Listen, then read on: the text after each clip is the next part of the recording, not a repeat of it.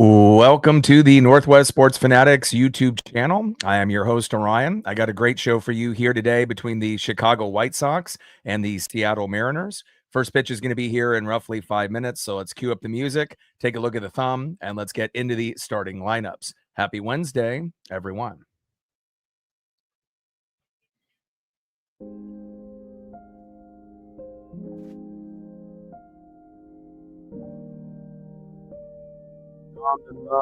On the left, catcher for the Chicago White Sox, Edgar Quero.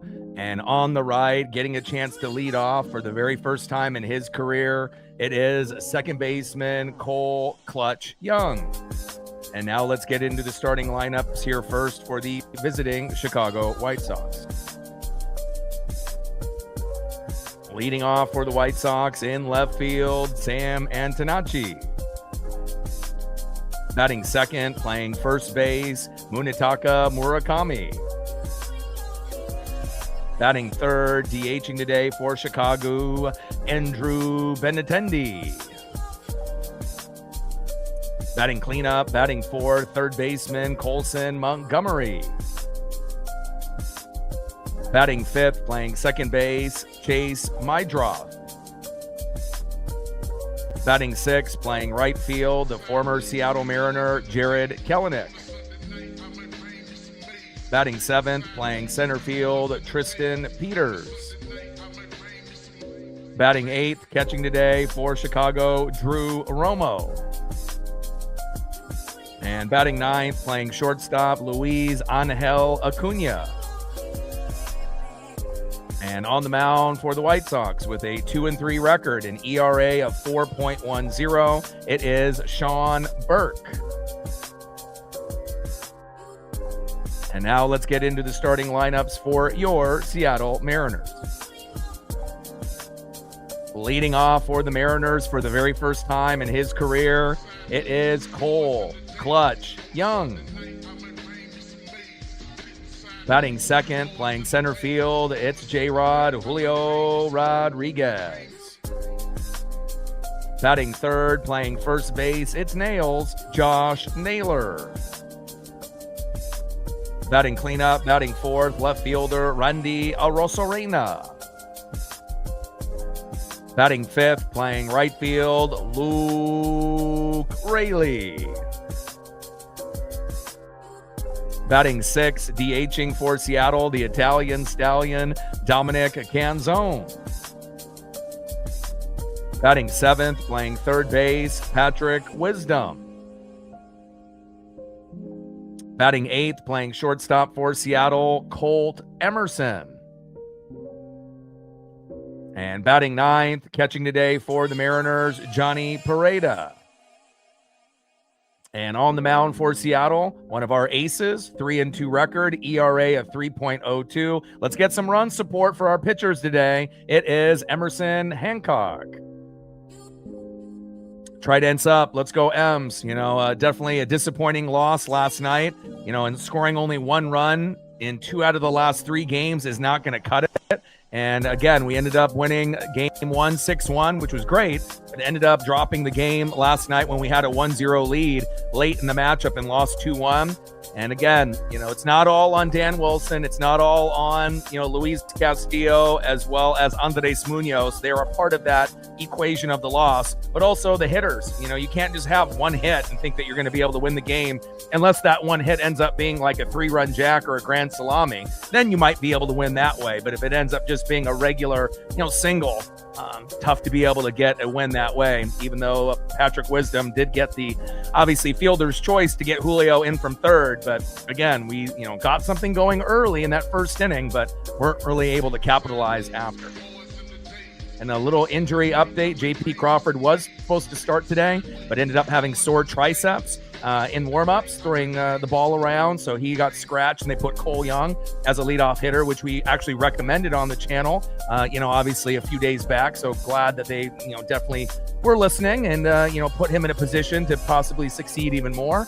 And the best news is Matt Brash is reinstated. And again, we're still waiting on Gabe Spire and Victor Robles. But again, this could be our new closer for Andres Munoz. And again, I'm not sure if Dan Wilson is smart enough to make the move. And again, I know Brash usually will go in the 6th, 7th, or 8th. But again, if we want to be successful this season, making the move to closer for Matt Brash might save the season, because Mooney, he just isn't it. We're going to be shooting for 100 likes, 100 on the Dono train, and 5 to 15 subs. Let's get it, baby. Shout out to my boy Brooks Beats with the best beats on YouTube.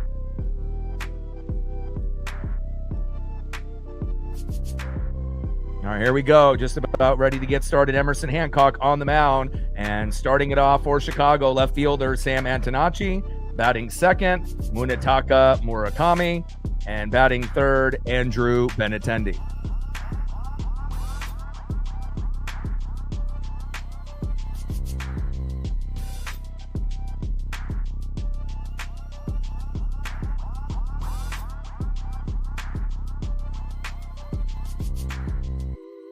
First pitch, takes a strike looking down the middle.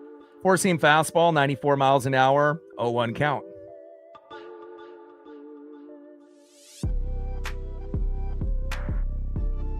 Oh-1 pitch, and a little dribbler up the middle. Colt Emerson is there. Strong throw to Josh Naylor, and that is 1 away. Callie in the building. What's good? Jerry AZ in the building. What's good? Captain in the building. How are you? Bash in the building. Let's go. Rebecca in the building. Tom in the building. Let's go. And again, we can still find a way, to be able to win this series. And again, things have definitely not gone our way. And again, we're going to have a lot of close games, and we just have to try to do our best to stay afloat while, a key, components are injured. As well as a manager that isn't necessarily capable of managing a good game every day. And we just have to be able to stay afloat until we get to the All-Star break. And obviously after that, we know we'll heat up. 0-1 pitch, low and at the knees to Murakami. First pitch was a big swing and a miss, low and away with a cutter, 87 miles an hour by Hancock. Second pitch, another cutter, low and at the knees, 85 miles an hour. 1 ball and 1 strike to Munetaka Murakami. 1-1 pitch, low and away. Cutter 86 miles an hour, missing by Emerson. 2 balls and 1 strike with nobody on and 1 out. Top of the first inning, 0-0 here early.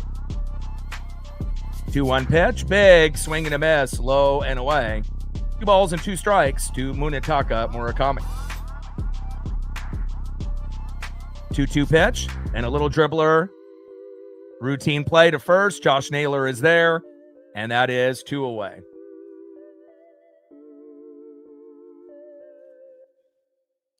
Down goes Sam Antonacci. Down goes Munetaka Murakami. And next up is Andrew Benintendi, the former Red Sox and White Sox now. And we got, obviously, a righty on the mound. And last time we played Sean Burke, we roughed him up in Chicago. We got our strong lefty lineup in, even though we don't have, obviously Brandon Donovan, J.P. Crawford, or Cal Raleigh. And I still think we have a very good chance of winning today. And we are very home run dependent. There's no doubt about that. And hopefully we'll get a few of those here today as well.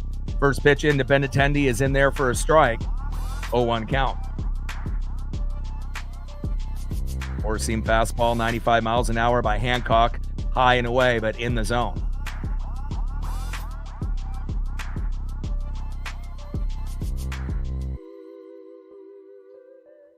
Oh, 1 pitch, big swing and a miss, low and away. Four-seam fastball, painting the corner beautifully. 95 miles an hour there by Emerson. No balls and 2 strikes with nobody on and 2 outs. Top of the first inning, 0-0 here early between the White Sox and the Mariners. 0-2 pitch, high and away. Four-seam fastball missing the corner by a few inches there. 96 miles an hour by Emerson Hancock. 1 ball and 2 strikes with nobody on and 2 outs. Top of the first inning, 0-0 here early between Chicago and Seattle. 1-2 pitch, low and at the knees. Sweeper, 77 miles an hour there by Hancock. 2 balls and 2 strikes to Andrew Benintendi.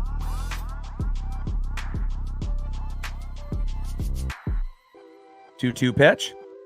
Big swing and a miss. There we go. Nice punch out there by Emerson Hancock and a good start here for the Mariners early.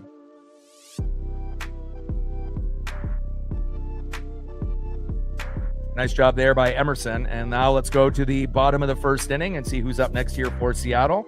And let's see if we can end up getting on the board early and often. Leading off for the very first time in his Seattle Mariner career, second baseman Cole Clutch Young. Let's go, Cole. Batting second, playing center field, it's J-Rod Julio Rodriguez. And batting third, playing first base, it's Nails Josh Naylor. And on the mound for the White Sox with a 2-3 record, ERA of 4.10, it is Sean Burke. Try dance up. Let's go, M's. 24 subs away from 24,100. Shout out to all of our viewership, including our female viewership that has gone up considerably within the last 2 years, as well as everyone watching in the United States, Canada, Mexico, South America, Asia, and beyond. I appreciate you tremendously. Let's see how many likes we're at, as our first goal will be to 100, and we'll see where we're at the moment. It looks like we're at 26. Good start.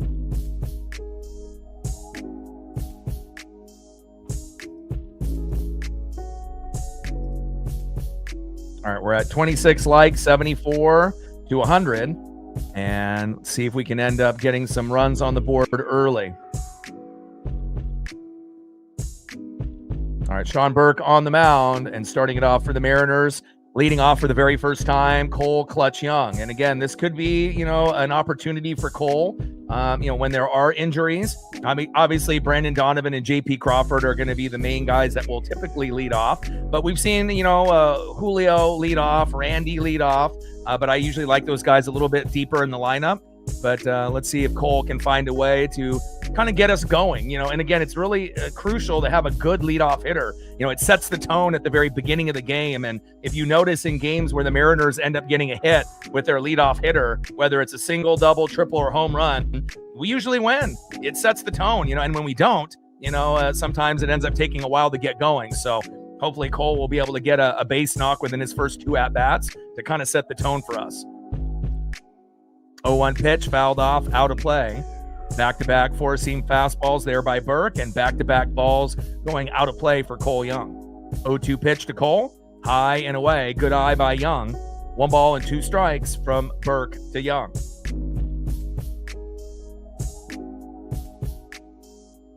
Yeah, but considering, we haven't been over 500, we haven't had this many injuries. And obviously we have, poor managing. We don't have a good closer. We got a, starter that's, trying to go back and forth now, being a starter and going into the pen with Castillo that, isn't reliable. You got Robles injured.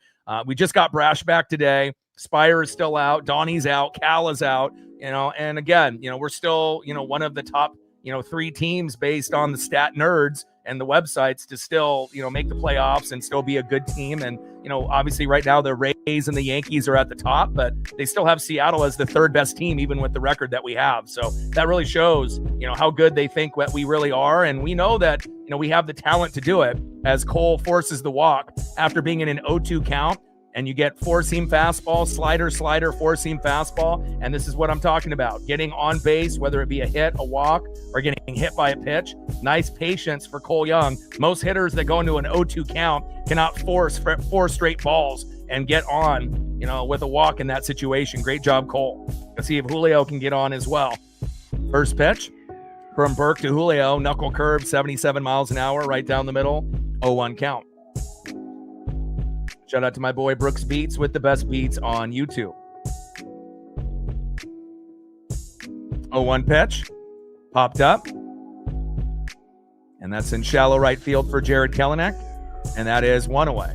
And again, it's like, you got the Rays and the Yankees. And then obviously you'll have teams like, the Mariners, the Athletics and the Guardians, as well as the Rangers. We're trying to play catch up, and again, it could be worse. Everyone freaking out about how bad things are going with us. But if you actually look at the standings and where we sit, we're normally sitting in 2nd or 3rd place. And we're trying to obviously take that top spot. And it's not like there is really anybody dominating in the AL West. Everyone is struggling. And, it's just a matter of time before we end up, taking over first place in the division, even though it's been very tough, in the first third of the season at this point.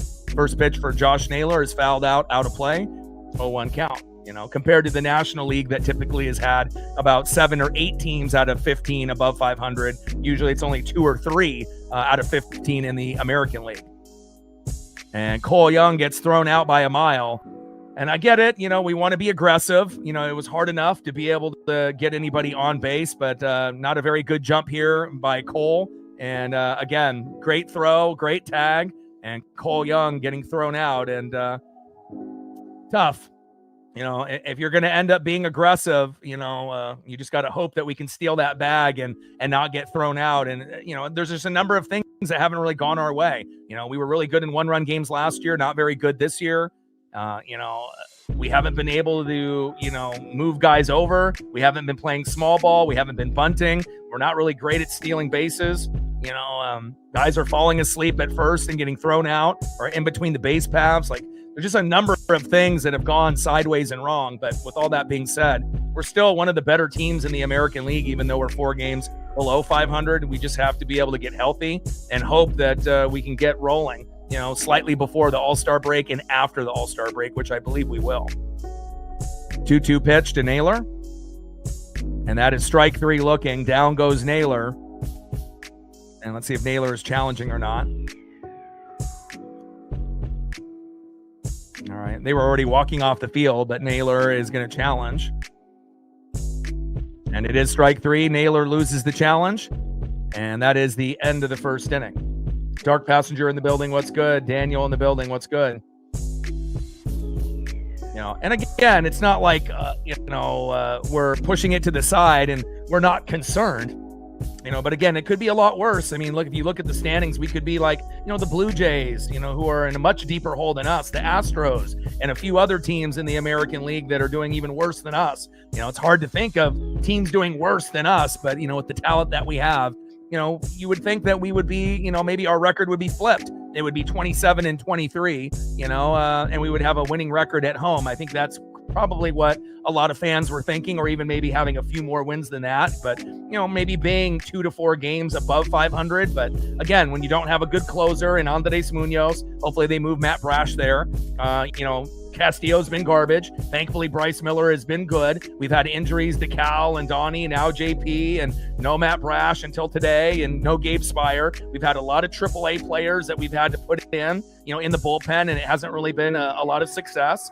So again, we have to be thankful for George Kirby and Brian Wu and obviously Emerson Hancock and obviously what we've seen out of Bryce Miller. And it's just kind of a damn shame that whenever we end up having this great pitching game of 9 to 14 Ks, we can't hit in those games, and then other games where maybe the pitching is not as good, but then all of a sudden the bats come alive. It just, is a tough situation that we have to just battle through together. 50th anniversary for the Seattle Mariners, 40 plus years on the radio. Rick Riz is retiring after this season, so we dedicate every game on the channel this season to Dave Niehaus, rest in peace in baseball heaven, and our guy Rick Riz, an icon and a legend. Next up for the White Sox in the 4-hole, third baseman Colson Montgomery. Batting second in the 5-hole, second baseman Chase Mydroff. And batting third in the 6-hole, right fielder Jared Kelenic. First pitch in there to Colson Montgomery is in there for a strike, 0-1 count. Xavier in the building, what's good? 0-1 pitch, low and at the knees. 1 ball and 1 strike to Colson Montgomery. Lauren in the building. How are you? Xavier in the building. What's good? Oh, man. Baseball movies. I mean, there's a lot of amazing ones. Obviously, if you go into sport movies for football, basketball, baseball, there's a lot of really, really good ones. But again, I guess it kind of just depends on, personal preference. If you're a Field of Dreams guy, maybe if you're a little bit older, if you're maybe a little younger, but also, have a little bit of age under your belt. The Sandlot obviously is fantastic. It, just kind of depends, if you're looking for more, of a serious movie that, kind of touches on, family and, things of that nature with baseball, or if it's more of memories of being a kid and playing like in the Sandlot, like those kids, and, making those memories with the neighbors and the friends in that neighborhood. So, but there's quite a few amazing ones. There's for damn sure.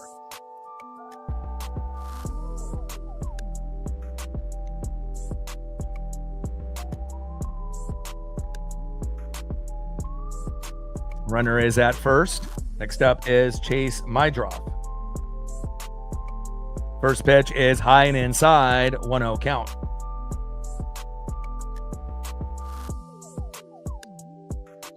Colson Montgomery ended up walking, and now we have to try to be able to get Chase Mydroff out. I'm not sure how many double play opportunities we'll have, but hopefully we'll have at least one or two today. 1-0 pitch, high and inside to Chase Mydroff. 2 balls and no strikes from Emerson Hancock to Chase Mydroff. Runner at first, Colson Montgomery with no outs.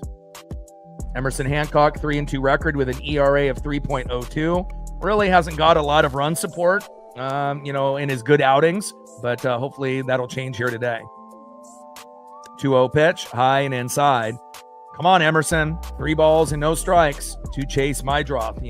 We can't have a meltdown, but again, just based on how the Mariners have been playing lately, you don't really know what to expect from one game to the next. Are we going to actually get 2 or 3 home runs, or are we just going to get 2 or 3 hits? Are we going to end up getting, 8 to 14 Ks, or is it going to be a 4 to 7 kind of, type of game? And that's 4 straight balls to Chase Mydroff, and now they're going to have a mound visit with Woodworth and the team. And again, we don't want to get into a hole here early, after what happened yesterday. Next up is Jared Kelenic. And we're definitely going to need a strikeout and a double play, or a double play and a strikeout. Come on, Emerson, lock in, baby. 24 subs away from 24,100.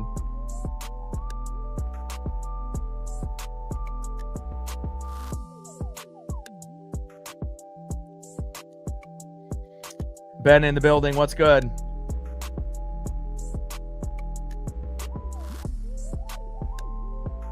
Pitch down the middle for a strike to Jared Kelenic, 0-1 count.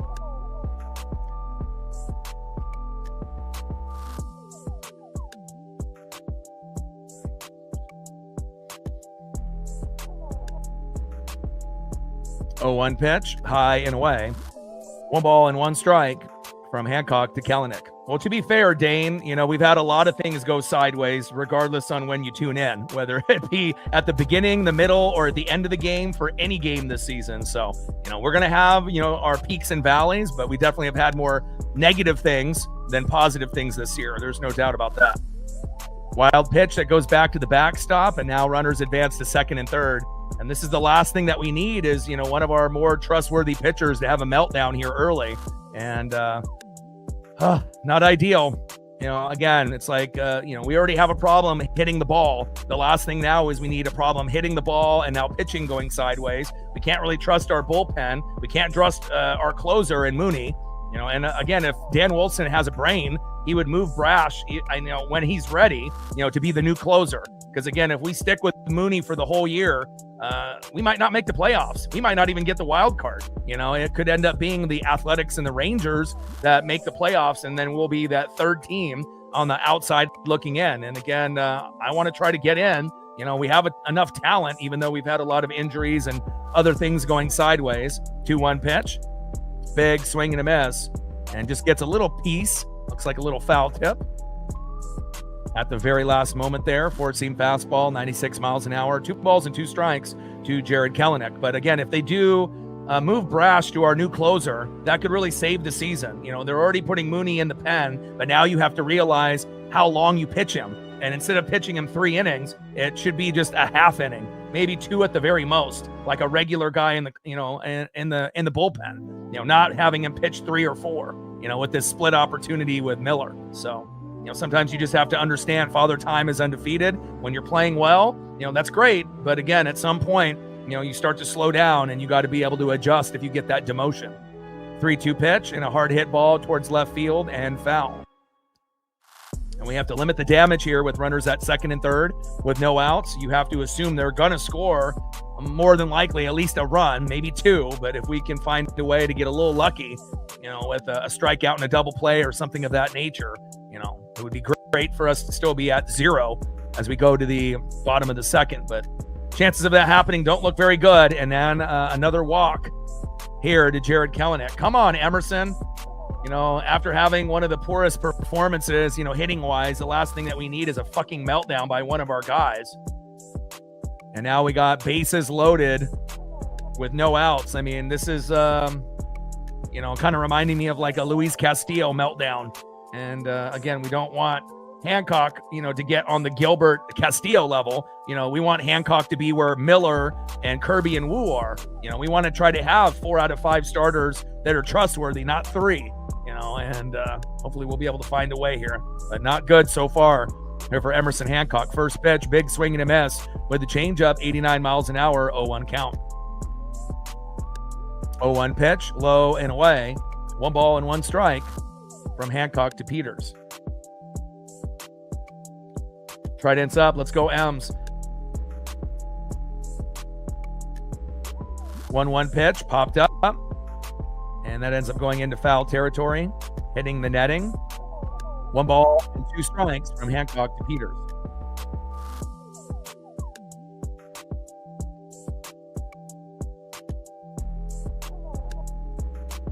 TJ in the building, what's good? Captain in the building, what's good? Top of the second inning, bases loaded, no outs. 1-2 pitch. Popped up and out of play.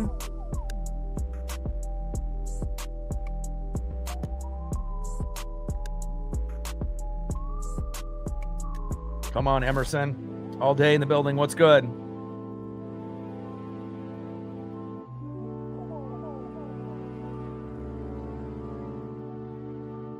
Big swing and a miss. Down goes Tristan Peters. That's huge. We needed that. And that is 1 away.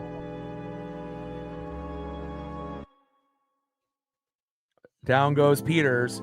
Next up is Drew Romo. And we desperately need a slow dribbler up the middle for a double play here. First pitch, low and away, 1-0 count. Trident's up. Let's go, Ems. We have to battle. It seems like every day it's a fucking battle and a war.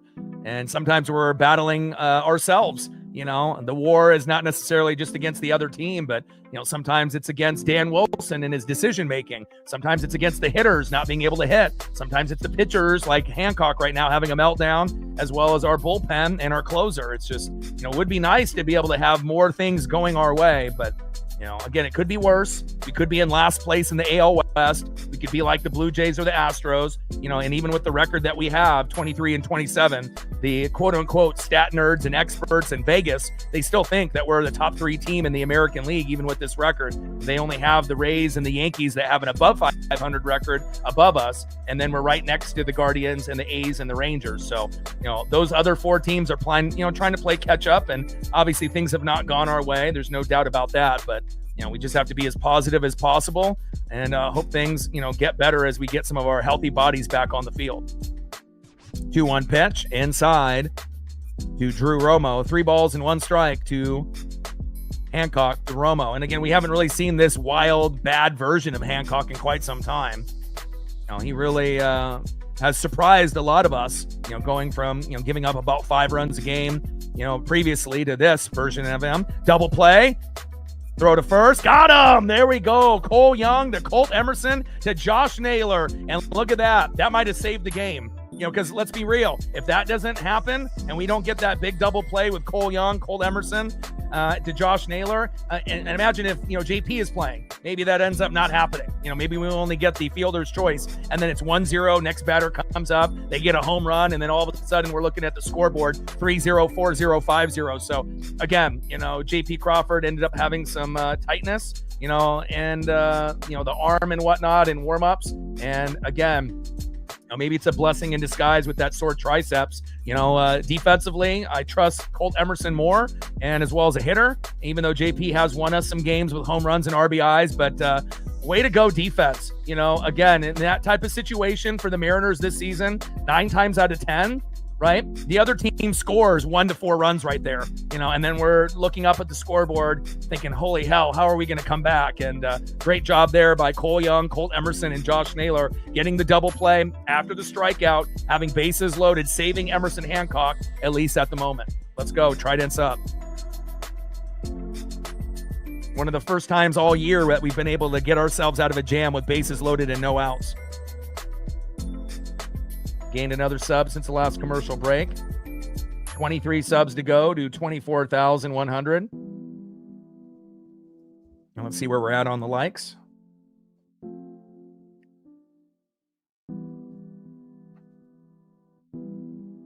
All right, we're at 43.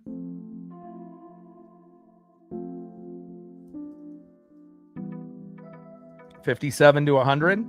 At least that's one thing that we have going for us is our defense. It's pretty damn good, especially with Cole Young, Colt Emerson, and Julio Rodriguez. Next up for the Mariners, let's get on the board, baby. Left fielder, Randy Arozarena. Batting second in the 5-hole, right fielder, Luke Raley. And batting third in the 6-hole, DHing the Italian stallion, Dominic Canzone.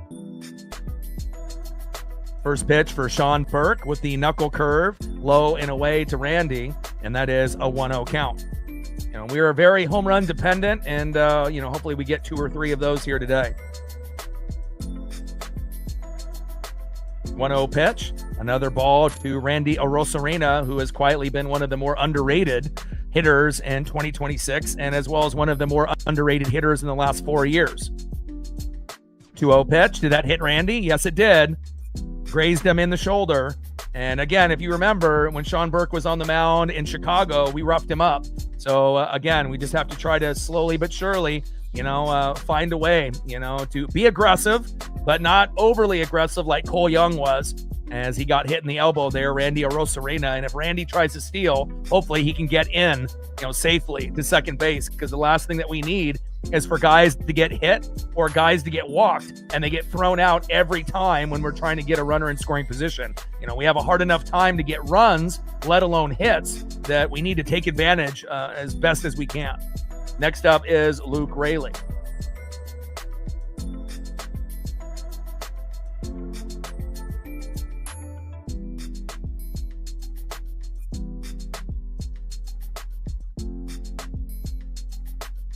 And a great defensive gem by Cole Young to Colt Emerson. And again, I feel in a couple years, it'll be probably one of the best combos in baseball, especially if we can get Donnie and Naylor healthy. We'll have one of the best infield, defensive groups in baseball, but specifically at shortstop and second base. I think that in the next few years, they could end up being the best, defensively, those two guys. And that's saying a lot. And if they can just, keep improving, in the box and getting as close to 300 as possible, we could potentially have, maybe some all-star invites, for those two individuals sooner than later. Would be very exciting. But they still got, a ways to go. They're young, but again, it's very exciting to be able to see that kind of talent on the Mariners. We've been wishing and dreaming for that for quite some time. First pitch in there to Luke Raley is a strike, 0-1 count. 0-1 pitch from Burke to Raley. Randy with the jump, and the throw is high, thankfully, and Randy is safe. Let's go. Nice job, Randy. And again, Cole Young tried to steal a bag, and the throw was immaculate, and we ended up getting thrown out by Drew Romo. But this throw by Drew Romo is high, and Randy slides in headfirst safe. Great job. 1 ball and 1 strike to Randy Arozarena. And if we can end up, getting a home run or an RBI within the first few innings here, that would be great. 1-1 pitch. little blooper into shallow right field. Jared Kelenic is there, and that is 1 away. And Randy has no room to tag up from second to third, and luckily he was smart enough not to test it, and that is 1 away.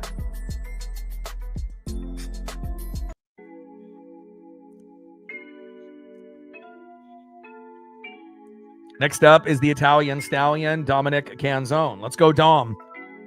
Dom is definitely due for a home run.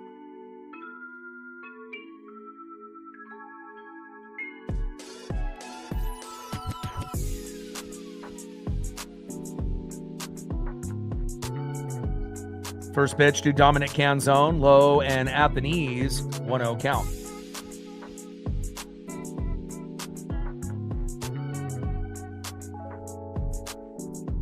Yeah, you're not going to see Cole Young or Colt Emerson ever get sent down. You know, they're going to be on the roster moving forward for the next 5 to 10 years. And again, it's very exciting. You know, I know JP Crawford is probably not loving his life, knowing that his job is, you know, getting taken, you know, and he may not be on the team next year with Luis Castillo. But again, we need to weed out some of the weaker pieces like JP and Castillo, and you know, we need to play our best guys, you know, including Luke Raley every day, and, you know, making the switch from, you know, Munoz to Brash. You know, it's just simple little things. And a little dribbler down the right field line is fair. What a hit by Dominic Canzone. Go, go, go. And Randy comes home. 1-0 Seattle. What a RBI double by Dominic Canzone.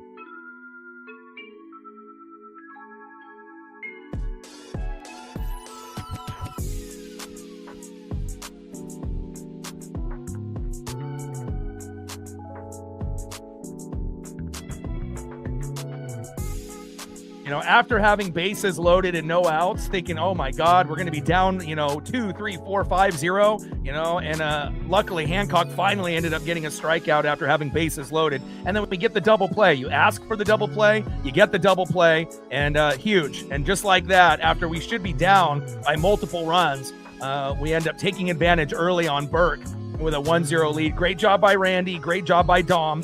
And again, it shows you how much better we are when Rayleigh and Dom play compared to when they get into the game later, or like yesterday, maybe not even at all. So first pitch takes a big swing and a miss, high and inside from Patrick Wisdom. 0-1 count.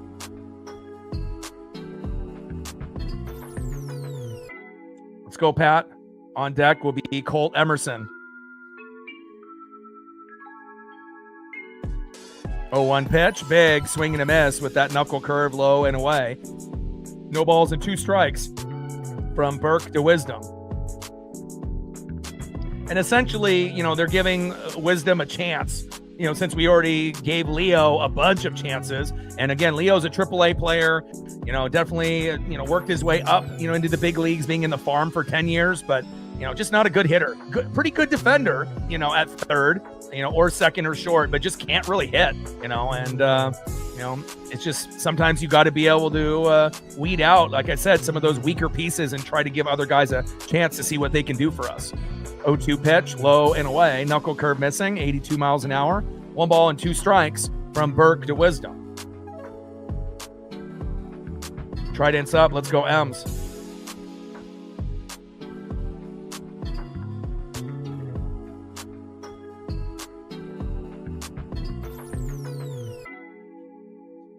You know, again, if we're having a hard time as it is hitting, you know, again, I think every Mariner fan would be, you know, more, you know, inclined, you know, to be able to appreciate what we're putting out as a product from Dan Wilson. If Canzone plays every day and Luke Raley plays every day, even if they go against, you know, lefty pitching and they end up going up 0 for 4, 0 for 5, at least we feel confident that we got the best players playing, you know, out there offensively and defensively or at DH, rather than bringing in a guy that you have no faith in, you know, with Connor Joe, Rob Refsnyder, you know, obviously Mitch Garver and Pareda have to go back and forth at catcher. So we have no choice there since Cal is out. But, you know, you do have a choice, you know, with Dominic Canzone playing every day. You have a choice with Luke Raley.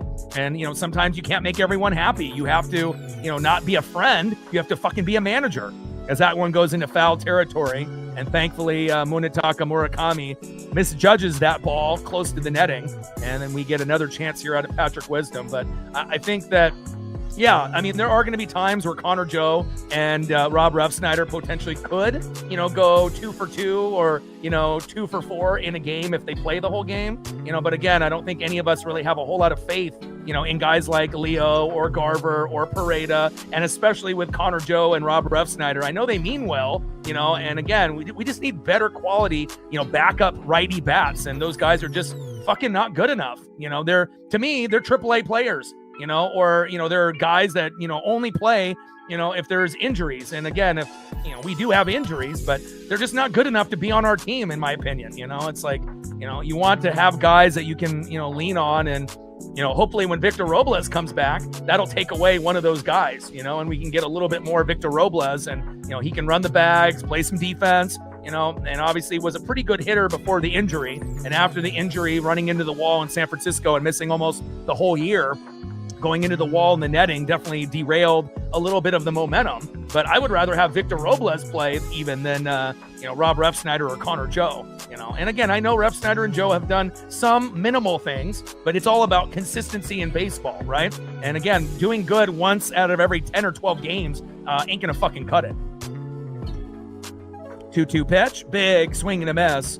And down goes Patrick Wisdom, and that is 2 away.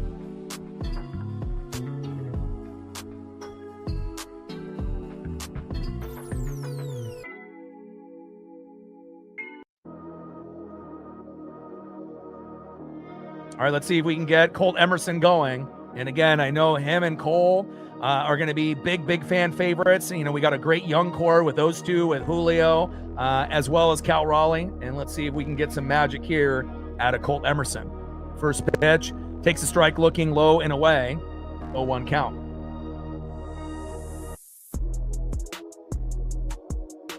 Let's go. Defense and offense. He can do it all. 0-1 pitch, little check swing. Got a little bit of a tip. Foul tip there on the changeup, 86 miles an hour. No balls and 2 strikes from Burke to Emerson.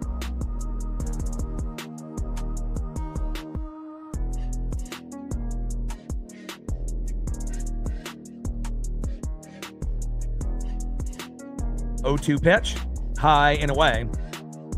Is this series must win? I mean, and just like with Jack, yeah, every series is a must win when you're below 500, and if we're the Yankees or the Rays and we have a record like that, then we're not going to be dissecting every fucking mistake as much as we have been with this team this year, right? We can let a few things slide, Dan's decision making and whatnot. 1-2 pitch, and that is strike 3 looking, and down goes Emerson, but again, when you're not above 500, you're going to dissect fucking everything, right? Oh, this guy did bad, or oh, Bizardo gave up another run, or oh, the defense, fucking JP with these sidearm throws, and Julio, overrunning balls, so again, we're going to be very, critical, on the mistakes, which we should be. But yeah, I mean, every series, is very critical, and we just have to be kind of, lucky a little bit and blessed that still being 4 games, below 500, that we normally are sitting in second or third place. We haven't been able to really get to the top spot yet, but no one's dominating in the AL West. And realistically, it's going to be between us, the Athletics, and the Rangers. And everyone is pretty much sucked, except for the Yankees and the Rays in the American League. And then you have the Guardians that are typically a game or 2 above at 500 or below. Same thing with the Athletics. And, no one has been able to catch up necessarily to the Yankees and Rays yet, but hopefully the Guardians, the Mariners, the A's, and the Rangers will be the teams that have the best chance to kind of get closer. And we just have to hope that we can get healthy and put our, best foot forward. And, making the decision of, dropping Mooney as the closer and putting Brash there, that would be, any sane person would do that. How many teams actually have another guy that could potentially be a closer? Not many. Unless you're like the Padres, which, if they don't have Miller, they got 2 other guys that could fill in, Morihon and a few others, but again, not a lot of teams could actually have another guy come in immediately and make a difference. And, if we can make that switch, it could be huge for us. Let's go to the top of the 3rd inning, 1-0 Mariners. Let's see who's up next here for the White Sox. Next up for the White Sox in the 9-hole, shortstop Luis Angel Acuna. Batting second in the leadoff spot, left fielder Sam Antonacci, and batting third, first baseman Munetaka Murakami. Tridents up, let's go M's. 23 subs away from 24,100. First pitch takes a strike looking to Acuna, 0-1 count. And we gained another sub since the last commercial break. Appreciate you. 22 subs away from 24,100. 0-1 pitch. Takes another strike looking down the middle from Emerson Hancock. No balls and 2 strikes with nobody on and no outs. Top of the third inning, 1-0 Mariners.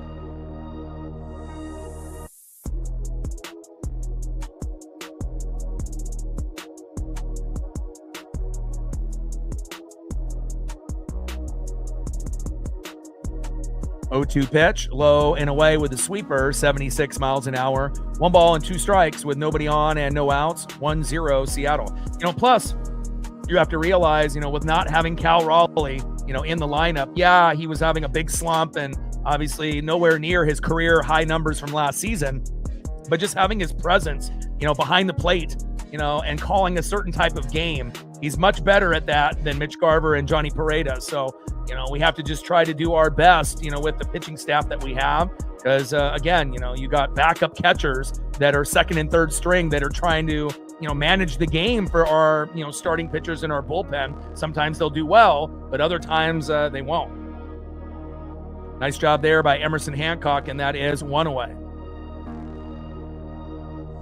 Let's see what Hancock is at his K count. He's at 3.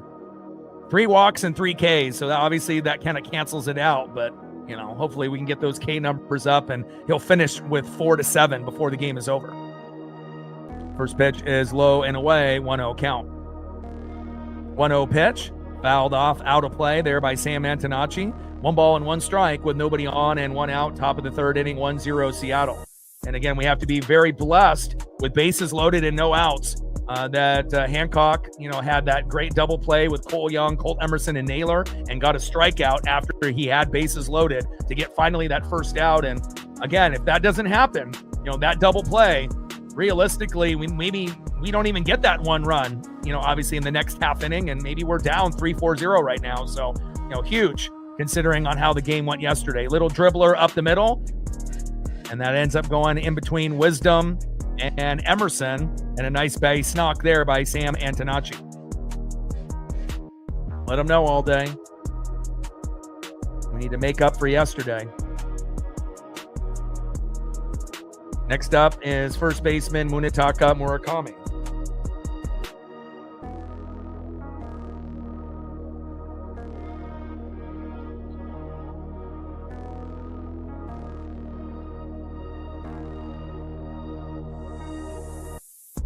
First pitch to Murakami popped up, and Randy is there, and that is 2 away.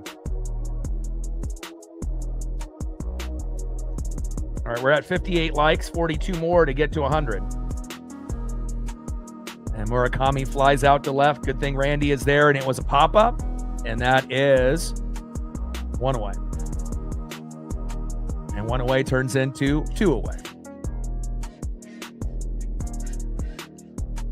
Next up in the 3-hole, DHing Andrew Benintendi. First pitch ends up going to Josh Naylor to keep Antonacci honest, and he is safe.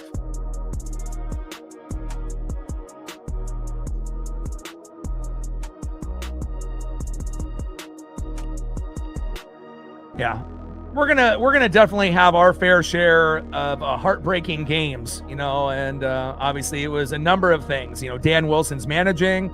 Obviously Luis Castillo and Andres Munoz shitting the bed. Both guys have ERAs above 6. Not ideal. And then also the lack of hitting, getting a hit. I mean, it's ridiculous. We're way too good for that, But again, when you end up going against a left-handed pitcher and you go with a righty lineup, and then when they switch to a righty, you don't take out Ref Snyder and Joe and bring in Rayleigh and Canzone. I mean, Dan Wilson's at fault as well. If we would have had, 4 additional at-bats, 2 each from Rayleigh and Canzone, maybe, that could have been the difference. Maybe one of those guys gets an RBI or a home run or starts a rally. So, it's a number of things. The team didn't do well hitting. Adjustments weren't made properly. And again, it's Bryce Miller obviously was fantastic. Had a no-hitter, gave up one hit, and then Wilson, obviously pulled him, should have kept him in. And then, should have only had Castillo pitch maybe a 1/2 inning or two, not 3. But again, he's stubborn in his ways, and a lot of managers are like that, unfortunately. 2-1 pitch. And Benintendi fouls it up and out of play. 2 balls and 2 strikes from Hancock to Benintendi.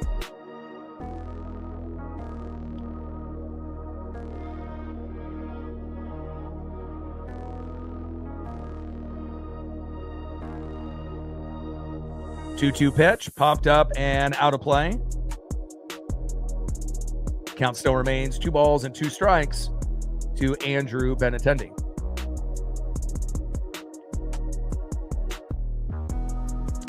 Trident's up. Let's go, M's.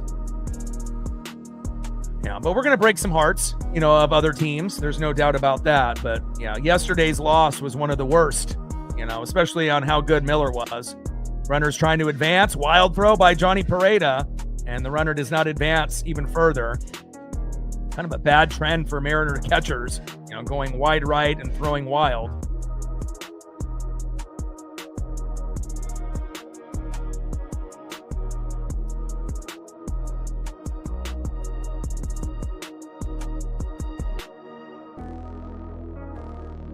We want that throw, to be pretty on, not 5 feet off, from the second baseman or shortstop. And then a little blooper there by Benintendi. And Antonacci ends up scoring off that little blooper, and now the game is tied 1-1. Not the version of Emerson Hancock that we all were thinking. And, based on, just watching this team, it looks like Hancock is kind of going the opposite way. I mean, thankfully we have Bryce Miller, so it's like it's going to be Kirby, Wu, Miller as our top 3, and Hancock is kind of going in the wrong direction with Logan Gilbert and Luis Castillo. So, to have only 3 good pitchers and potentially 3 that are going on a downward trend, and obviously Hancock and Gilbert are still a hell of a lot better than Castillo. There's no doubt about that, but again, it's all about consistency. Popped up there by Montgomery, and a nice catch there for out number 3. And at least we limit the damage. They do tie the game up, though, and now the game is tied 1-1 as we go to the top of the 4th.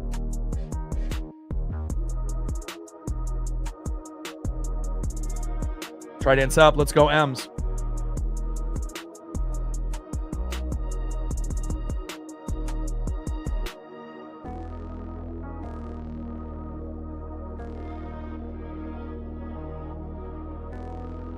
$21 subs to go to 24,100.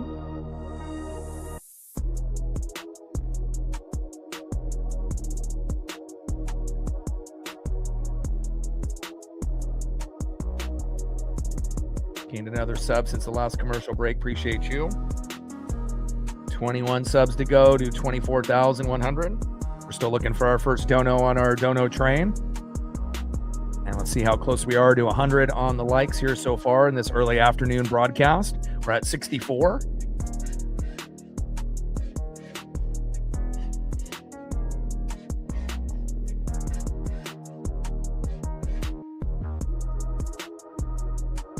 All right, 64 likes, 36 to 100.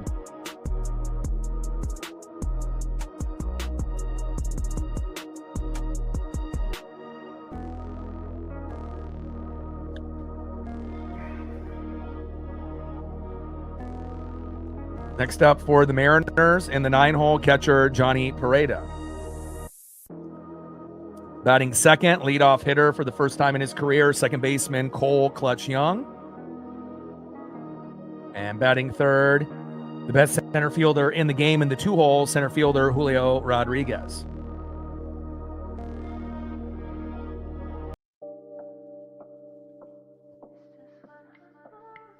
Trident's up. Let's go, M's. Got a battle.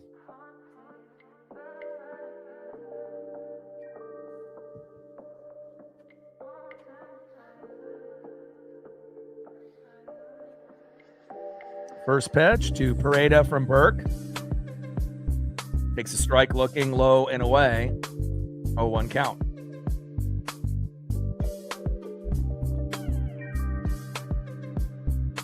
Oh, 1 pitch, low and away.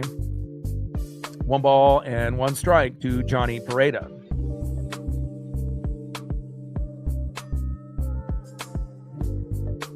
One pitch, high and inside from Sean Burke with a 4-seam fastball, 93 miles an hour. 2 balls and 1 strike with nobody on and no outs. Bottom of the 3rd inning, we're tied up at 1.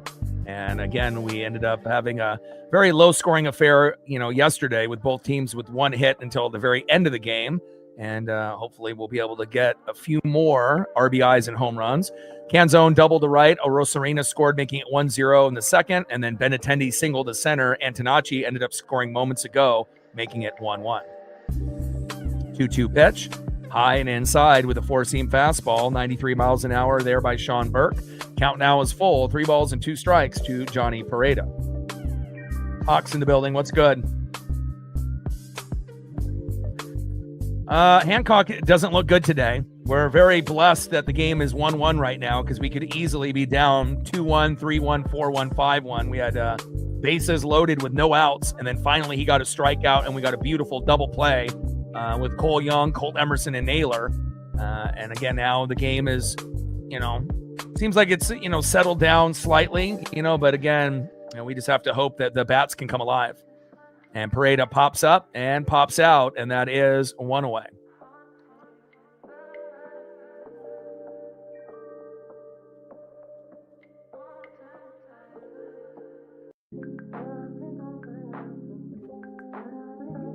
Next up is Cole Young. First pitch to Young, hard hit ball, deep right field, diving attempt, miss. Go Cole, go! Go Cole! There we go. And a stand-up double for Cole Young. And this could potentially be, our new leadoff hitter when Brandon Donovan, is injured. Again, obviously JP's got a little bit of an injury as well with sore triceps. But again, Cole Young kind of feels like a natural leadoff hitter after Donnie as like the number 2 option, and obviously it'll probably be like that after JP is no longer on the team. But a great diving attempt here by Jared Kelenic, but he misses, thankfully. And we get Cole Young leading off for the very first time in his career and getting the job done. Nice job, Cole. I'm not shocked one bit. And we actually talked about Cole Young being a leadoff hitter here on the channel recently. And first pitch there by Julio down that third base line and just foul. Because again, you want to make sure you start off with a guy, that you have confidence in as a leadoff. And I feel a lot more comfortable with Cole Young than I do with JP Crawford leading off, or Julio or Randy leading off. It should be Donnie, number 1. And then if Donnie is injured, having Cole Young lead off, it just makes the most sense. We know that Cole can play any spot, 1, 5, 6, 7, 8, 9 if needed. But, and I know they want to be able to kind of work together, with Colt Emerson and have them pretty close to each other. But nice job there by Cole at second. 0-1 pitch to Julio and broken bat. Julio pops up to shallow center field. Caught by Peters there, and that is 2 away.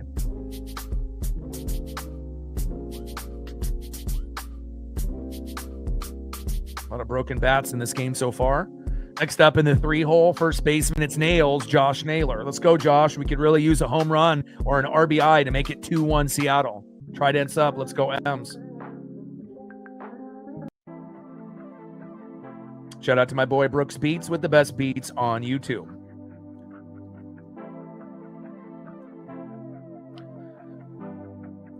I believe we are the worst team in baseball with runners in scoring position, but I'll have to go to the Stat Nerd websites to verify. But I know at some point, we were the worst hitting team in baseball, obviously a few weeks back, until we played the Astros the first time. And then we started to, get better there. But, we're definitely home run dependent as well. We are, one of the most home run dependent teams in baseball, which is not good. 1-0 pitch popped up by Naylor. Cole Young is stranded at second, and that is out number 3.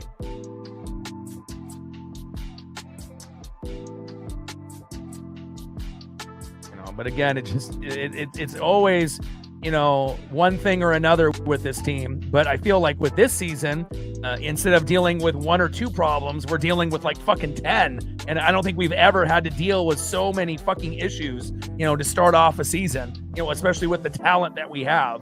And we just have to be able to, do our best to stay afloat with all these crazy things happening to this team. End of the 3rd inning, 1-1, White Sox and Mariners. Let's see who's up next here for Chicago. Next up for the White Sox, 0-for-0 with a base on ball, second baseman Chase Mydroth. Batting second, 0-for-0 with a base on ball, right fielder in the 6-hole, Jared Kelenic. And batting third, 0-for-1 with a K, center fielder Tristan Peters. Trident's up. Let's go, M's.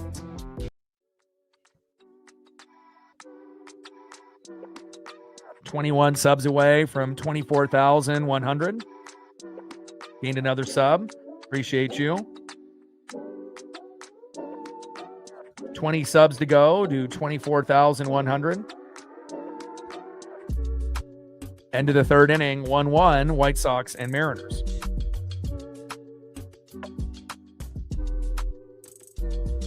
And we're at 73 likes, 27 to hit our first goal.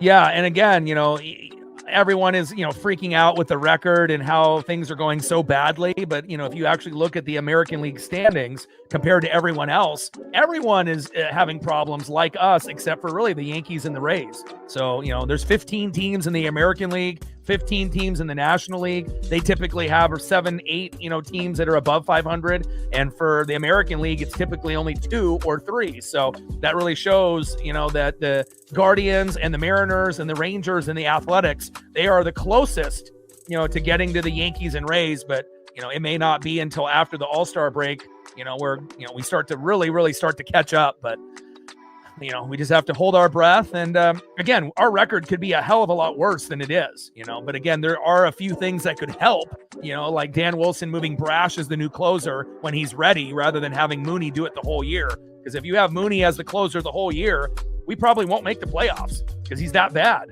and we're going to have a lot of close games that are 1-1, 2-1, 2-2, 3-2. And again, we can't afford to have a closer that shits the bed, almost every day. And again, not to say that, Brash wouldn't have his moments, but I trust Brash a hell of a lot more than Mooney this year. 0-2 pitch, big swing and a miss. Down goes Chase Mydroth, and that is 1 away. Nice job there by Emerson Hancock. Definitely looking bad early in the game, and it's starting to settle down and settle in. That's punch out number 4. And again, I felt like 4 to 7 Ks was what he was going to get today. Didn't think that he would have a meltdown early, but at least they didn't score, off the bases loaded and no outs at the beginning of the game.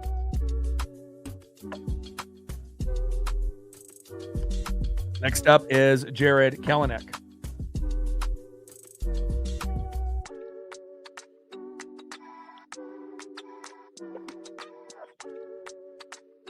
I mean, think about how Blue Jay fans are, thinking how the season is going.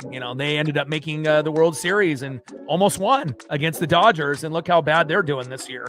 They got a number of injuries and poor play and issues they got going on as well. So, with everything that's going on, it's not ideal. Our record, should, you would think, if we didn't have all the injuries and all these other fucking things going wrong, maybe being 2 to 4 games above 500 right now is, I think, what most Mariner fans thought where we would be at. They didn't assume Cal and Donnie, Brash, who came back today, Spire would be injured. We didn't expect Castillo and Mooney to be so shitty, as well as Gilbert, and,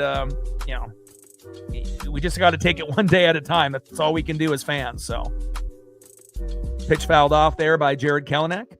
Right down the middle for a seam fastball, 95 miles an hour, 1 ball and 2 strikes from Hancock to Kelenic. 1-2 pitch, high and away for a seam fastball, 96 miles an hour by Hancock. 2 balls and 2 strikes to Jared Kelenic. 2-2 pitch and a little line drive into left. Randy is there. Nice catch, Randy. And that is 2 away.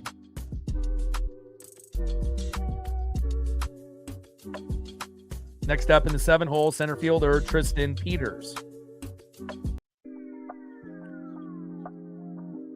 Peters in the box. Emerson Hancock on the mound.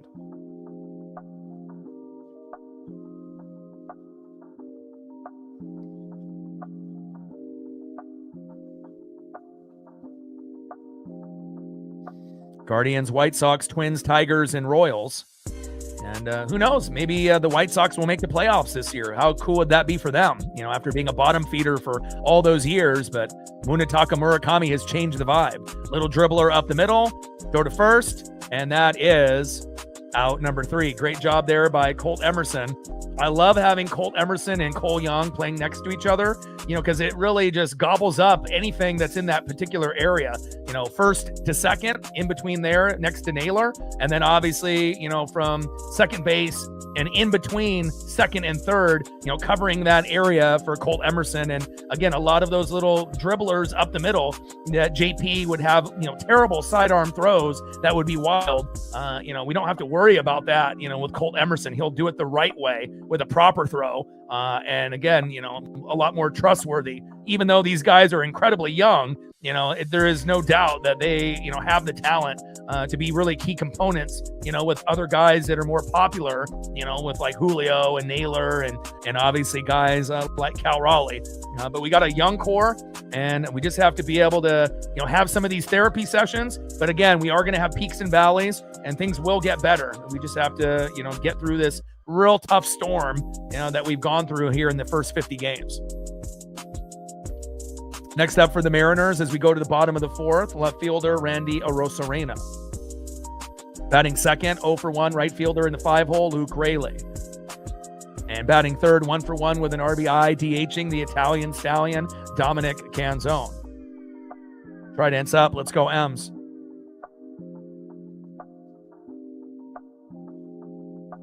$20 subs to go, do 24,100.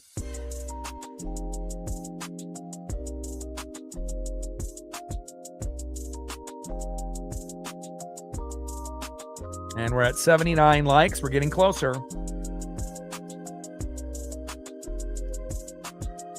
21 to 100.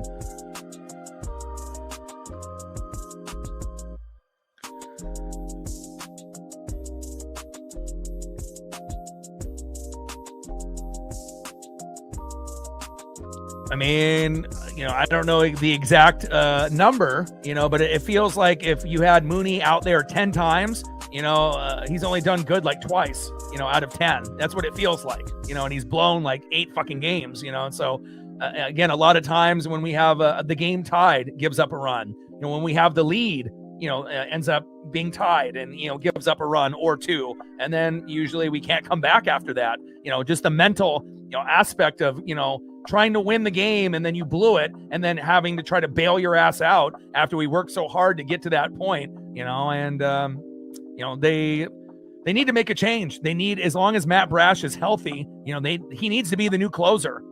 Otherwise, if they stick with Mooney for the rest of the year, there's a chance that the Rangers and Athletics make the playoffs and we don't. That it could be, very, very important, as far as the rest of the season goes. But I don't know if Dan is smart enough.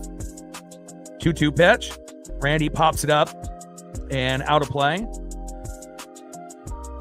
And again, sometimes, you have these guys like, Castillo and Mooney that normally are key contributors, but sometimes you just can't play them.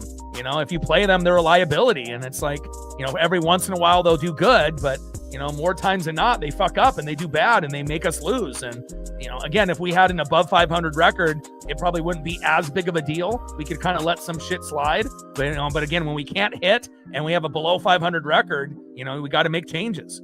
3-2 pitch. High and inside, and Randy gets walked. Let him know all day. Trident's up. Let's go, M's.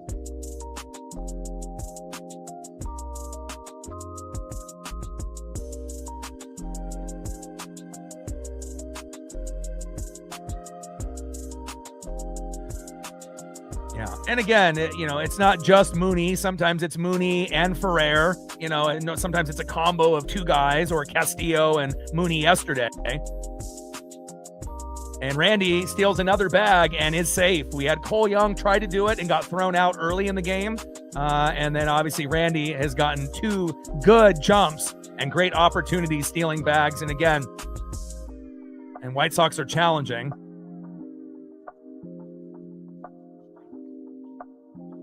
Okay, obstruction on Acuna. All right, so White Sox were going to challenge with the ABS, but again, obstruction was called there by Acuna, and we already know that Antonacci, ended up getting in the way of Pareda in game number 1 when he was going from second to third and came home. So nice slide there by Randy Arozarena. Yeah, and again, with Vegas, with the betting websites and as well as all the stat nerd, websites that go over all the metrics, they still have, believe it or not, the Mariners as the third best team in the American League. They got obviously the Rays and the Yankees at the top, and then they have Mariners number 3, and then they have the Guardians below us with the A's and the Rangers. So obviously a lot of teams are struggling like us, but I think it makes it feel worse based on how good we were last year. I think the expectations were so fucking high, obviously from last year to this year. And, people are just expecting us to be in first place, never to look back, not have any issues or problems. And we were just going to kick everyone's ass and, be one of the top 2 teams, record wise. And just, with the Yankees, I think that's what a lot of, fans expected, but just because you were good one year, doesn't mean that you might have issues and maybe not be as good the next year. And we're not normally a very good first half team. We're always a good second half team. That's just how the Mariners are. We normally are a 500 team, in the first half, and then an above 500 team in the second half. So 2-2 pitch, big swing and a miss. Down goes Luke Raley.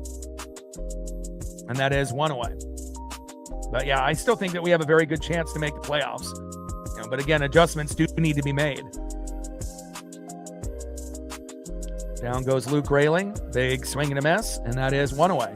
Next up is Dominic Canzone. Let's see if we can get another RBI here out of Dominic Canzone. He already has 1. Let's see if he can knock Randy in so we can take a 2-1 lead.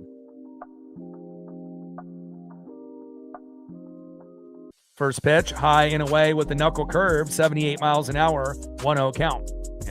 And it also doesn't help that we're so home run dependent. We have a hard time getting home runs, let alone we have a hard time just getting fucking singles and doubles and just hits in general, especially when we have that righty lineup when we go against a left-handed pitcher. And a little ground ball right back to the pitcher, flip to first base, and that is 2 away. Randy cannot advance. Well, unfortunate bad luck there for the Italian stallion. Dominic Canzone next up. In the 7-hole, third baseman Patrick Wisdom.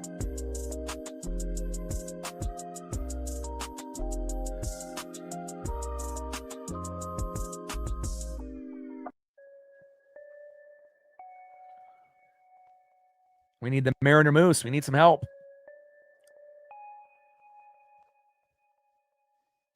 First pitch to Wisdom. Cracks it down the left field line. Randy will score. Go, go, go. And there we go. Leo Rivas could only dream of doing something like that. And people were like, who the hell is Patrick Wisdom? Well, there he is. He ends up getting a big stand-up double, and he scores Randy. And that's the reason that we called him up. He actually was doing pretty good in our farm system for the Tacoma Rainiers. And again, where one guy ends up getting a chance, Leo Rivas, and struggles, only good at defense, we bring in Wisdom, who's pretty good at offense and defense, and shows that, hey, I might not be on this team, for a long time, but when I'm here, I'm going to help us win. Nice job by Patrick Wisdom. 2-1 Mariners. Next up is Colt Emerson. Trident's up. Let's go M's. And again, sometimes it ends up being the most unexpected guy, to do something. And a line drive there by Emerson goes into the crowd. 0-1 count. Trident's up. Let's go M's.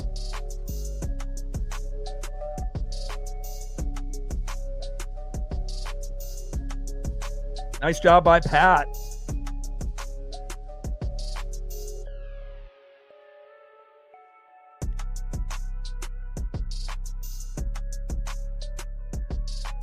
Oh, 1 pitch popped up behind the plate. And, just 2 simple things. If Luis Castillo was like a 500 pitcher, like 2-2 with an ERA of like 3.50, and then Mooney was the normal Mooney, just those two things alone, our record would be above 500. We would be probably 4 or 5 games above 500, or we would have our record flipped and be 27-23 minimum, maybe even 5 or 6 games above 500, just for those two things. On top of all the other things, Brash and Spire, with the injuries and no Cal. And then when Cal was playing, he was obviously on a slump. No Donnie. So again, there's a number of things, but just with Castillo and Mooney playing better, our record would be a hell of a lot better. But it's not just those two guys, it's a number of things. 1-2 pitch, big swing and a miss. But the simple fact that Castillo and Mooney have definitely lost us. I don't know how many games, probably close to 10. Combined with both those guys, maybe more. And again, they need to be better. End of the 4th inning, 2-1 Mariners, and nice job there by Wisdom.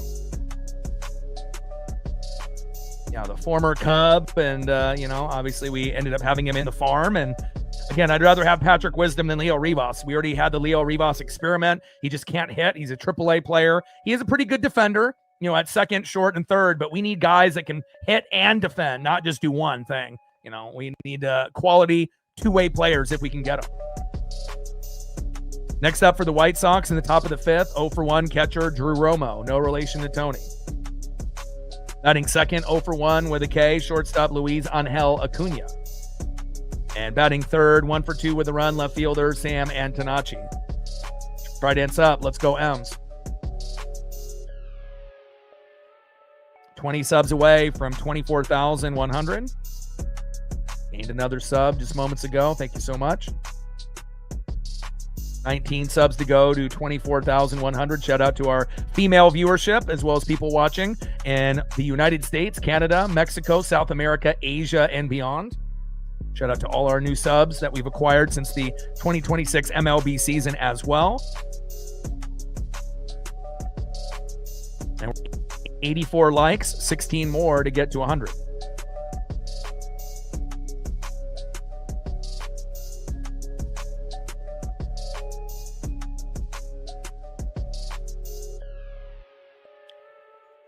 And DL with a tenner. Thank you so much. Making up for yesterday and getting us on a good note. $10 holla. He said, what's up? This isn't the Mariners of last year. What do we need to get on track? Do you feel that this is this is extremely frustrating? Yeah, I 100% agree, that it is frustrating. Expectations may have been too high, and again, we didn't have this many injuries to key components, with the everyday players in the bullpen. Like last year, pretty much it was just George Kirby, missing the first 2 to 3 months. And then we had Hancock and Logan Evans filling in. And then we had Gilbert pitch a little and then miss like a month and a half. And then obviously, Ryan Bliss got hurt early. With Victor Robles, but Bliss was a backup player anyway, so it didn't really matter. And that was kind of it until kind of towards the end of the season when we had Brian Wu with his injury. And if Wu didn't have the injury, we would have made the World Series. And who knows what would have happened if you had Wu pitch 3 times, against the Blue Jays or the Dodgers, and he does well. That could have been something special, right? So again, we've gone through a lot of injuries. The decision making by Dan really wasn't, great last year either. But I think the players kind of bailed him out, on some of those decisions. We didn't have a crappy closer. Normally he's top 5, top 10 in Munoz, and now he's like bottom 10, in the league, which is crazy. Castillo, being terrible. Gilbert not being very good. There's a number of things going on. Worst hitting team in baseball popped up, and nice catch there by Colt Emerson, and that is 1 away. But again, being the worst hitting team in baseball a few weeks ago, 188 as a team was not ideal. You really only had Donnie and Cole Young holding it down early on, and then we saw Julio, Naylor, and Cal really struggle in the first 10 games, and then Julio and Naylor got it going. Cal ended up having this big drought, then he got hurt, came back, got a couple hits, and then got hurt again.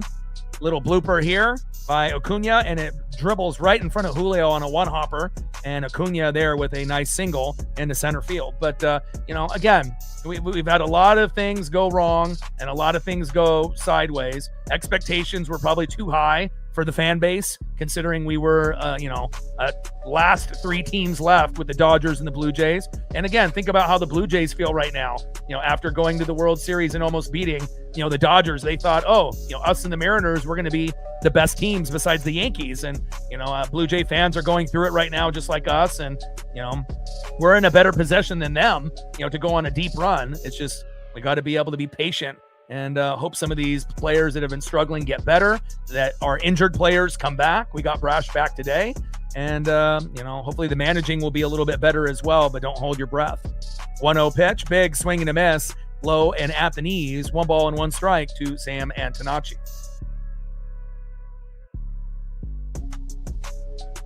And you also have to remember, we had a 20-year drought with no hope of making the playoffs. So, based on where we were a few years ago to where we're at now, and we also haven't proven that we can make the playoffs in back-to-back years yet. This is still a new era with Julio and Cal and, Young and Emerson. So, again, from 2022 to 2042 in this 20-year stretch, we should hopefully make the playoffs, 13 times out of like 20 years.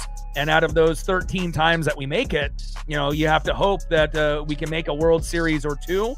And we may not win the first time that we go, but hopefully we can end up, going at least once or twice in the next 20 years and then winning at least 1 time. So, again, things are, obviously, frustrating and been tough, but, we can still have a good season, after the All-Star break. 2-1 pitch, low and away. 3 balls and 1 strike to Sam Antonacci.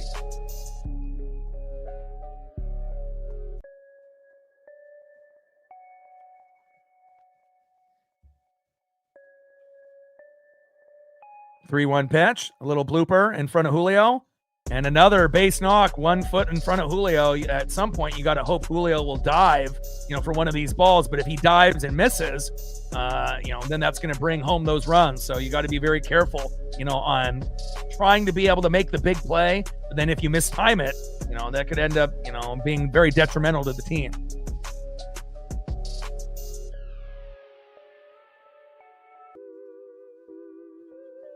Now we got runners at first and second with 1 out, with back-to-back bloopers that, drop right in front of Julio. Kind of felt like Julio might have been able to dive for both of those balls, but, knowing our luck as Mariner fans, he would have, dove for it, missed it badly, and then both runs score, and then all of a sudden we're down 3-2. So, I mean, he definitely has mistimed, 4 or 5 balls already in center field. So, 1-0 pitch, low and away. 2 balls and no strikes from Hancock to Murakami. But again, with Vegas and, the stat nerds, with all the websites, they still think the Mariners are the 3rd best team, even with a 23-27 record, believe it or not. They got the Rays and the Yankees at the top, then us. And then after that, with a line drive there that goes to Luke Raley, runner from third, Acuna sprinting home. And just like that, the game is tied 2-2. Hancock having another meltdown here in the 5th.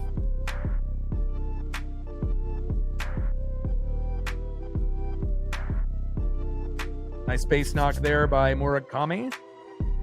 And again, tough when you end up giving up 3 hits in a row. Typically leads to a run being scored. Next up is Andrew Benintendi. And now we need a double play again. A slow dribbler up the middle to Colt Emerson or Cole Young and a throw to Naylor. We need to keep this game as close, to tied as possible. We don't want to necessarily be down and look up at the scoreboard. First pitch is low and away with the sweeper, 75 miles an hour, 1-0 count to Andrew Benintendi.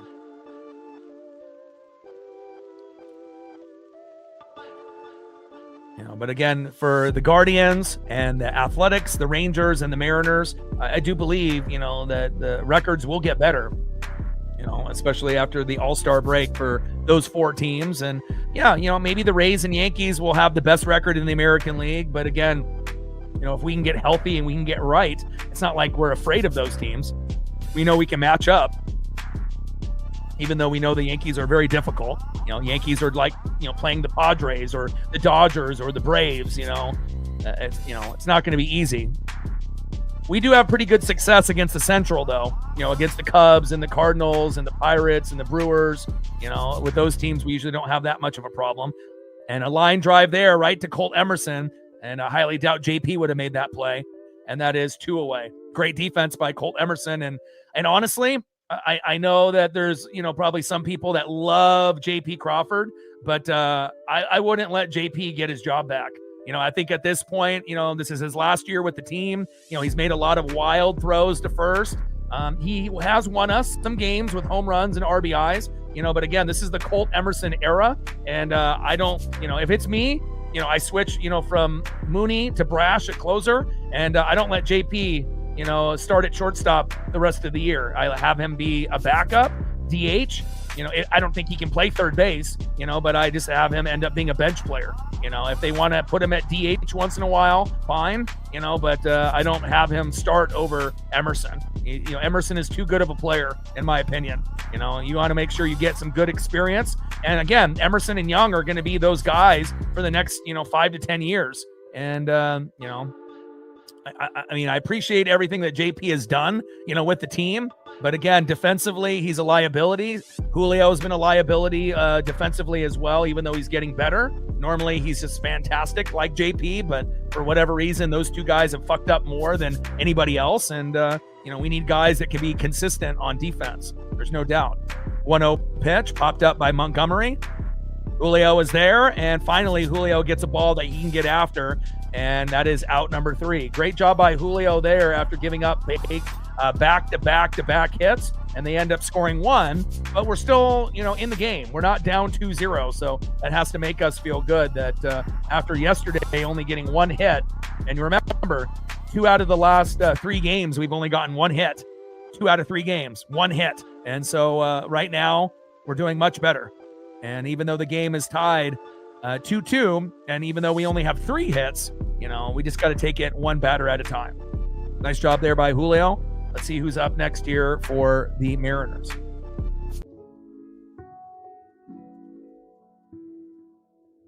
Next up for the Mariners in the 9-hole, 0 for 1 catcher Johnny Pereda.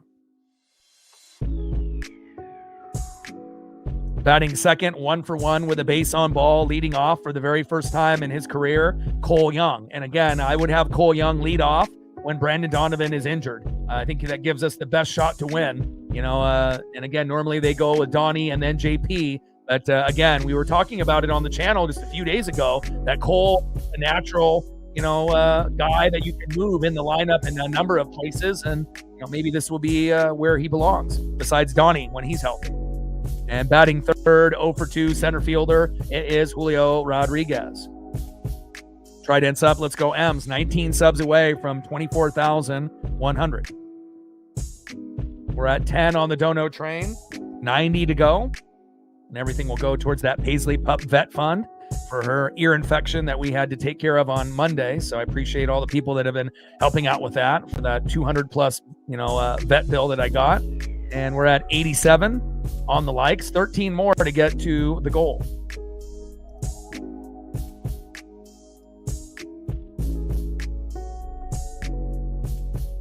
All right, we have 173 in the room. If we can get 13 out of the 173, we'll be at 100.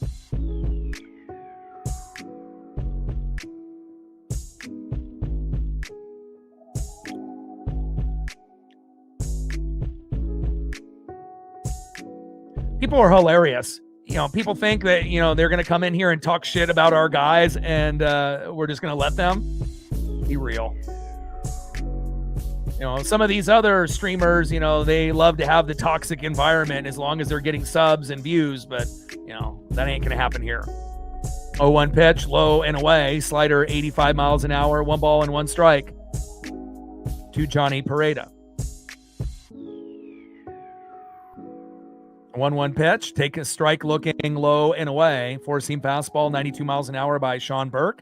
1 ball and 2 strikes with nobody on and no outs. Bottom of the 5th inning, 2-2, White Sox and Mariners. And I wouldn't want anyone other than Julio Rodriguez at center field for the Mariners. Again, he's going to have his ups and his downs, but this has actually been a good year offensively for him in the box for the first time in 5 years. Defensively, regressed a little bit. This is the first year where we've seen him, overrun a few balls and make some mistakes for the first time in his career. But, he's getting better, as each game goes on. He robs home runs here and there as well. And, Julio is a very key component to this franchise, and he is not overrated one bit. 2-2 pitch, high and inside. Count now is full. 3 balls and 2 strikes from Burke to Pareda. I don't know if JP can play third base. And honestly, with that sidearm wild throw, if he can't even play his regular position at shortstop properly, how the hell is he going to play third? So I don't know,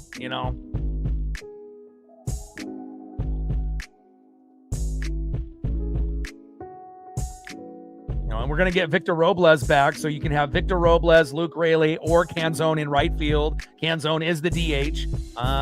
Donnie might be able to play, one of those positions in the outfield. But again, with the injuries that he has, I don't know. First pitch in there to Cole Young for a strike, 0-1 count.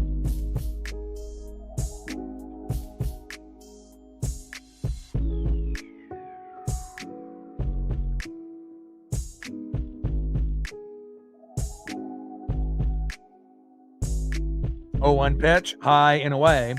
1 ball and 1 strike from Burke to Young. Bottom of the 5th inning, runner at first with no outs. We're tied up at 2 with Chicago. Sean Burke on the mound, Cole Young in the box. Yeah, not only Cal, but it's also going to be Donnie. You got to remember how good of a hitter Donnie is when he's healthy. He can bat 300 to 350. And again, when he ends up leading off and starts off hot, it kind of carries over to the other players, Julio, Cal, Naylor, Randy, and obviously having Emerson and Young together, which is great, getting some of that youth, into the lineup as well. But again, it's making these adjustments, like having Castillo only pitch, 1/2 inning, changing the closer from Mooney to Brash. There's certain things that could be done that could really help this team. They're going to be tough decisions, to be able to talk about. But again, it's all about, do you want to be able to be the best version of the Seattle Mariners, or are you just going to let them, go out there and hope that they fix it and, hope it works out and, hold your breath. It's like a good manager makes moves and makes adjustments. A bad manager just keeps doing the same shit over and over and hoping the players figure it out.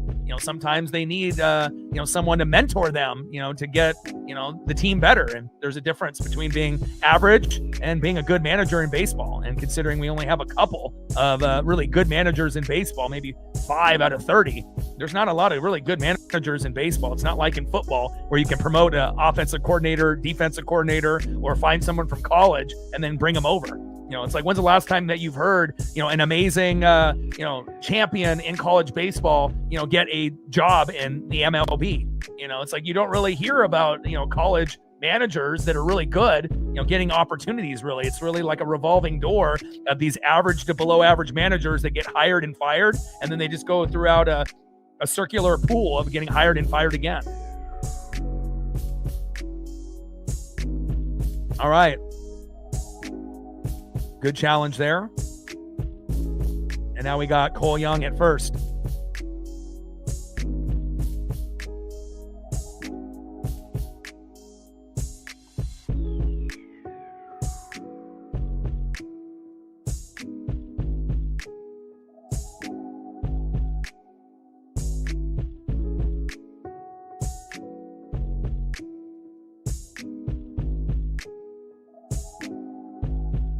First pitch to Julio. Takes a strike looking low and at the knees with a knuckle curve. 78 miles an hour, 0-1 count.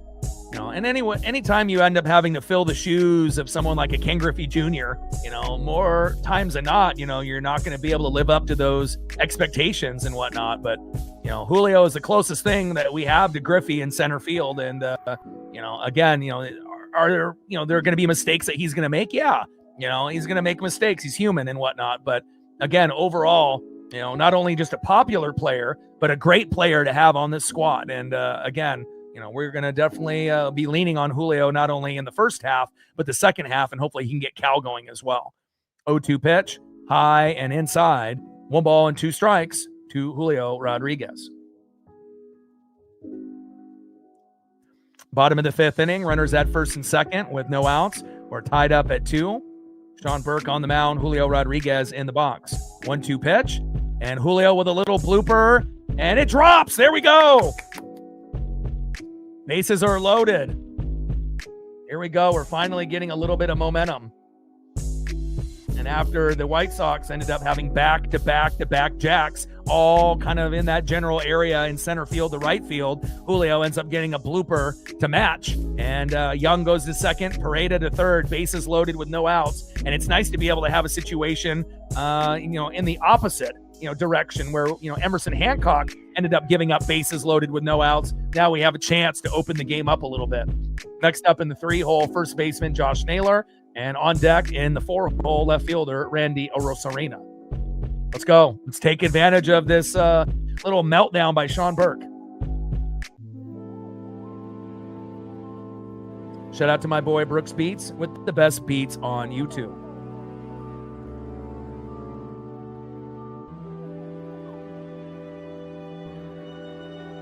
We need that Mariner Moose, that Soto Mojo. Let's go.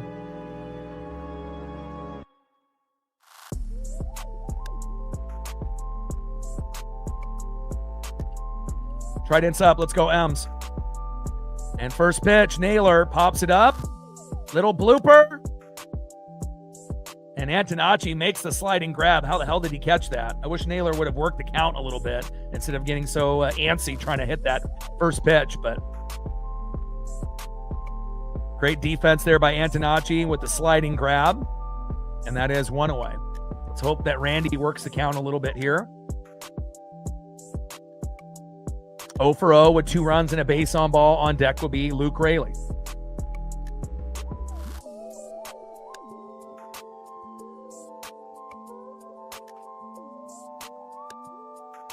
Come on, Randy.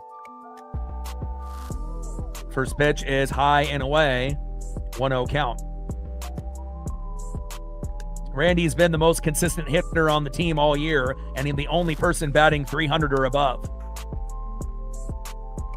We definitely have issues with him hustling, to first base and just in general in left field, and not a very good defender on ground balls. Pop-ups, he's pretty good, but again, as far as in the box, he's quietly been the most, reliable hitter that we've had in this tough, 50-game stretch. All right, we lost the challenge there with Randy as the call is confirmed on the corner. We had the first challenge lost by Naylor early in the game. And hopefully that doesn't hurt our chances of winning this game late. Bases loaded with 1 out. 1-1 pitch from Burke to Randy. Randy pops it up. Should be a routine play here for Chicago. And that is 2 away. Yikes. We got to be able to get a minimum of at least a run here. We had bases loaded with no outs, and now we end up, getting 2 really easy, quick outs here for Chicago. And Rayleigh is up next, and I think they might make a pitching change.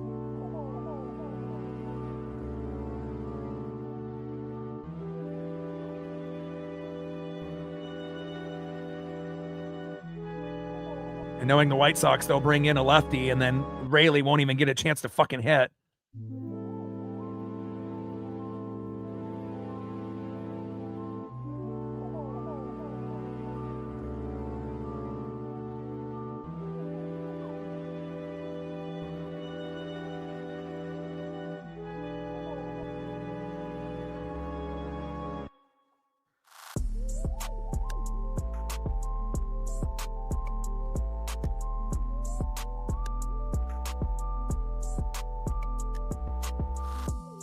All right, Sean Newcomb is coming in, and he is a fucking lefty. Of course he is.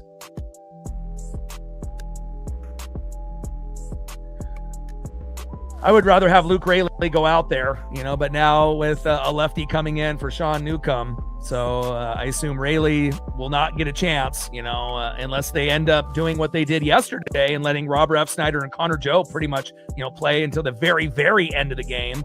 And I assume now with Rayleigh up and then Canzone, it could potentially end up being Ref Snyder and Connor Joe. I mean, do we really want that? And again, I feel like, Dan kind of plays into the hands of the other team, when we end up finally, getting a chance of something good to happen. I mean, do we really want Rob Ref Snyder in at this point, or Connor Joe, especially with Rayleigh and Canzone going back to back? Again, these decisions, that Dan makes are going to really be the difference, from us winning the division or getting second place in the wild card or missing the playoffs. Changing Mooney to Matt Brash as closer, letting Luke and Canzone play pretty much the whole game and not really playing Ref Snyder and Joe, or keep doing these fucking splits and continue to lose over and over and over. And now we got Rob Ref Snyder in. Great. Hopefully he ends up being a hero, but I don't got a whole lot of faith. And then after that is Canzone, and that'll probably be Connor Joe. Yikes. First pitch to Ref Snyder, in there for a strike. 0-1 count.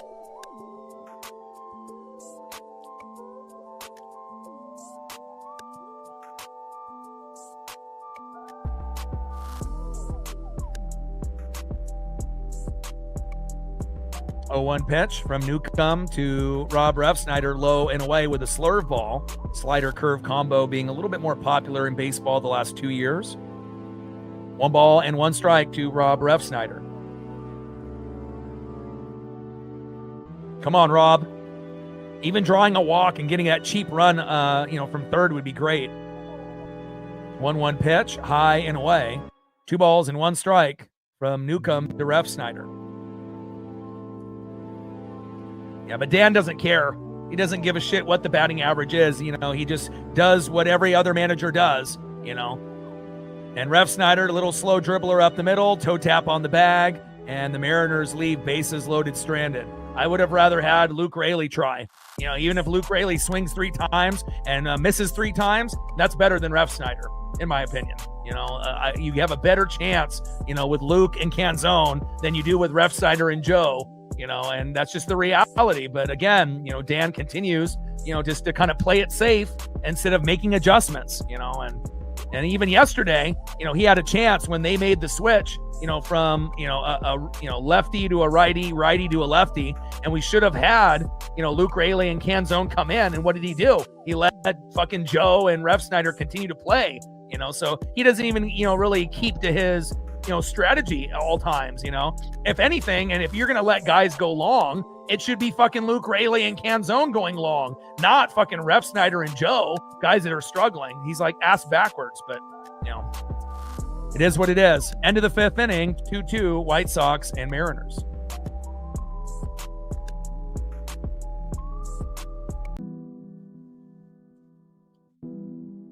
Next up for the White Sox, 0-for-1 with a base on ball and a K. Second baseman Chase Mydroff. Batting second, 0-for-1 with a base on ball, right fielder Jared Kelenic. And batting third in the 7-hole, center fielder 0-for-2 with a K, Tristan Peters. So both teams have had bases loaded. Both teams have gotten 0. So I guess, it's not ideal, because we want to win this game, but, it is what it is. So it looks like Luke Rayleigh's day is done, and I don't like that, especially when Luke is one of the best hitters on the team. Why are we treating him like he's some kind of fucking scrub? We should be actually, playing to our strengths and playing him every fucking day. If you want Canzone to play once in a while, fine, but Rayleigh deserves to play every day. And honestly, Canzone deserves to be DH and play every day as well. I don't give a shit if it's a righty or a lefty. They deserve to play. When they play, we win. When they don't play, we fucking lose. It's as simple as that. 19 likes away from 24,100. We're at 10 on the Dono train, 90 to go. And Cooper Criswell comes in, and we're at 100 likes, 100 to go.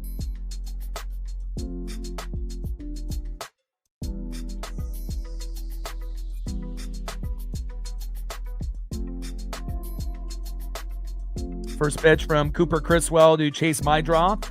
Strike low and at the knees, 0-1 count.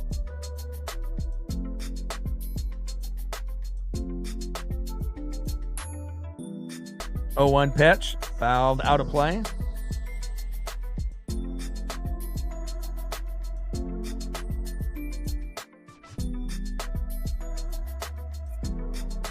No balls and 2 strikes from Cooper Criswell to Chase Mydroth.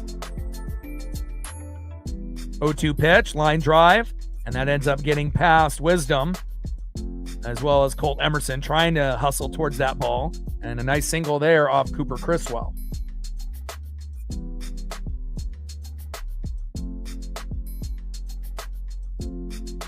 Mydroth with the single.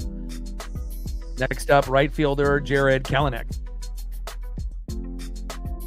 But again, it shows you in the offseason, we should have been focusing more on the bullpen, signing more pitchers and bullpen guys and starters going into the pen instead of worrying about backup players that play skill position, spots.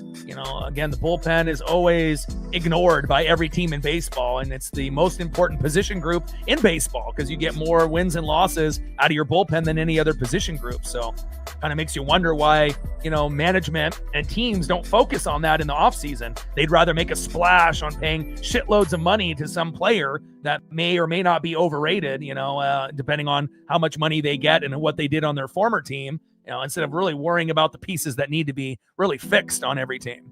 2-0 pitch to Kelenic, fouls it out of play. 2 balls and 1 strike with a runner at first and no outs. Top of the 6th inning, 2-2 White Sox and Mariners.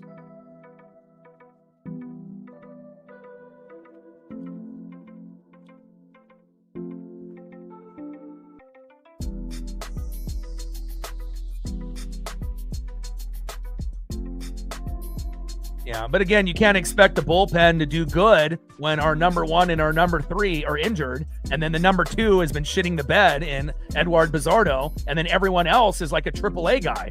It's like, and then on top of that, the closer is terrible in Mooney, and Castillo is terrible. So Gilbert's not really been good either. So it's like, we have a few guys that have been good, but we have definitely had a lot of terrible bullpen play. And even with that being said, we're still one of the top 5 bullpens in baseball, believe it or not. White Sox challenge.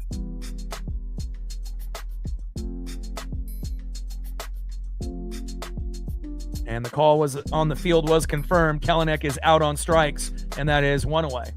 But as far as our starters, we're normally, top 10, even with Luis Castillo and his, painful woes that he's brought us, with his terrible ERA above 6.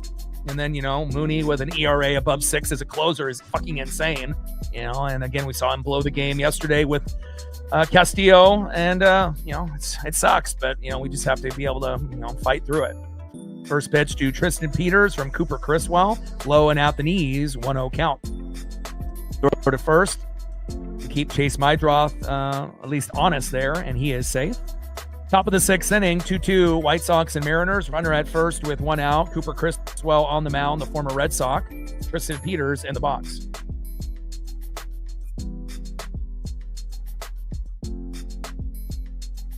.0 pitch fouled off behind the plate. I think with Jose Ferrer, on paper, his stats are good. But in reality, when we watch him play, it feels like he fucks up more than he actually does things positive for the team. And he's blown quite a few games for us. Now, he's done pretty good, from time to time as well, getting a few crucial strikeouts or outs that we've needed, But again, I think with no Gabe Spire and no Matt Brash, we definitely have been really, really struggling in the bullpen as well as the closer in Andres Munoz. So, and hopefully Ferrer will have more consistency, considering, we can't really trust anyone besides Brash, and he just came back from the injury today. 2-1 pitch and a little dribbler that goes into right field. Runners are hustling, get the ball.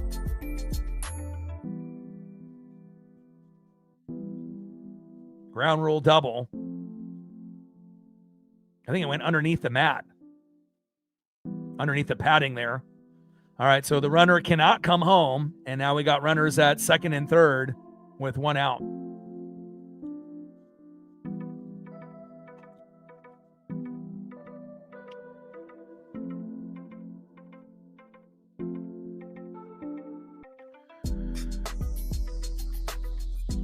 And again, when you only have one guy that's trustworthy, in the bullpen, and Matt Brash, one, out of like 10 fucking guys, you have one guy that, you have trust and believe in, and obviously, Mason Miller and Brash, have been fantastic. Miller is the best closer in the game. And we just have to hope that, Dan Wilson's smart enough to swap Brash for Mooney as the closer. And if he does that, that could help us win games. Will Brash once in a while fuck up and, give up the game? Yeah. But I think we have more trust in Brash than we do any other player. And, hopefully, Gabe will, once he comes back from the injury, he'll help us, be an asset rather than a liability, because we already have a lot of liabilities in the pen. It's not a very good combination on trying to win games. If your starting pitching ends up being a little sideways, you can't trust anybody in the bullpen except for Matt Brash. You can't trust your closer. We have a hard time hitting. And then on top of that, we got a manager that's, fucking stupid most of the time. Runner gets caught in between the base paths here. Tag him. There we go. And that is 2 away. Nice job there by Johnny Pareda. Runner's getting a little bit, I'm not really sure what they thought was going to happen here. And a nice job there by Wisdom and Pareda. And again, you got to make sure you got your head on a swivel and got caught in between the base paths there. And we'll take that out on Chase Mydroff. We had bases loaded. Didn't get anything. They had bases loaded early, and we got a strikeout and a double play with Emerson and Young. So both teams have, failed to take advantage of bases loaded and no outs. But, we have to find a way to win this game somehow, some way.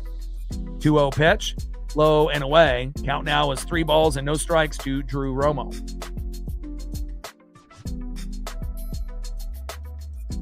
But again, in the offseason next year, there should be a priority of upgrading guys like Joe and Refsnyder for righty hitters. So if we're going to platoon, we have guys that we can actually fucking trust. And then obviously you got Robles, who's another option. And a little dribbler there, right to Josh Naylor, toe tap on the bag. And we get incredibly lucky that this game is not 3-2, 4-2, or 5-2. Somehow, some way, with a little bit of luck, the game is still tied at 2, thankfully.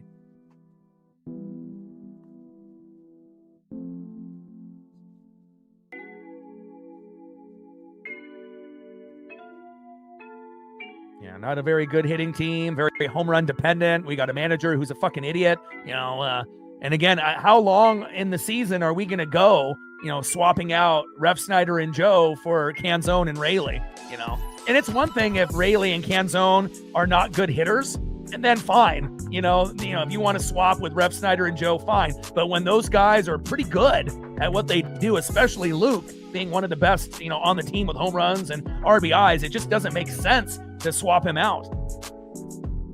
But that's Dan Wilson for you. Let's go to the bottom of the 6 and let's see what we have here. So again, depending on if Newcomb is still out there as a pitcher, this might not even be Dominic Canzone. They might end up swapping for Connor Joe. Batting second in the 7-hole, third baseman, 1 for 2 with an RBI and a K, Patrick Wisdom, who's played good today. And then batting third, 0 for 2 with a K, shortstop Colt Emerson. And we could really use a little pop in the bat. He's already done pretty good defensively for us, Colt, but we could really use something in the box from Emerson here today as well. Trident's up. Let's go, Ems. We've got to find a way to win this game. 19 subs away from 24,100. We're at 10 on the dono train. 90 to go. And let's see where we're at on the likes with 205 in the room. We're at 109. 91 more to get to 200.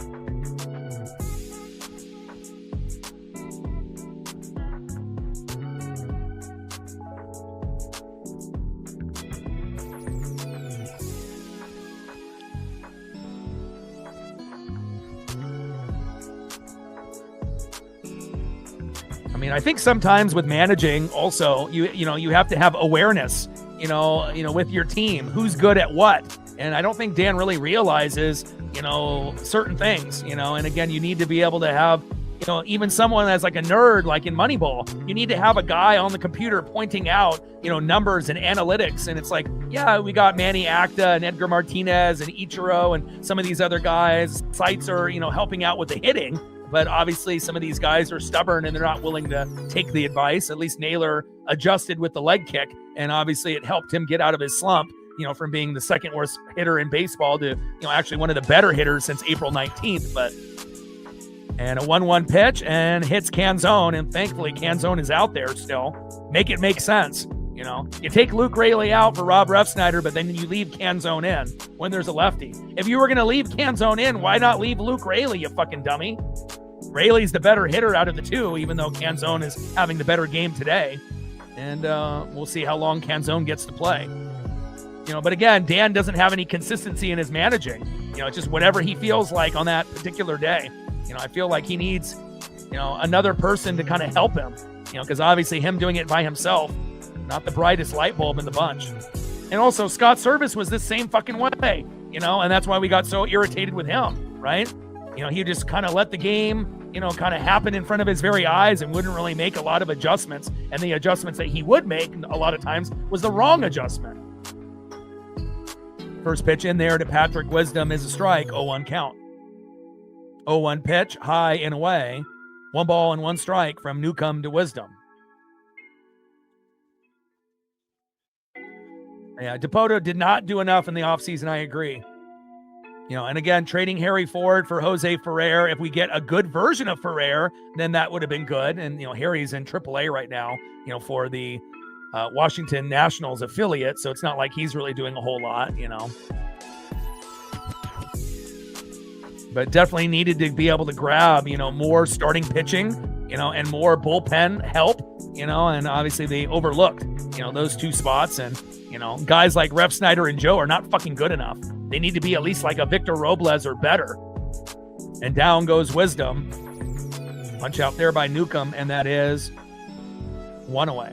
Next up is Colt Emerson. Come on, Colt.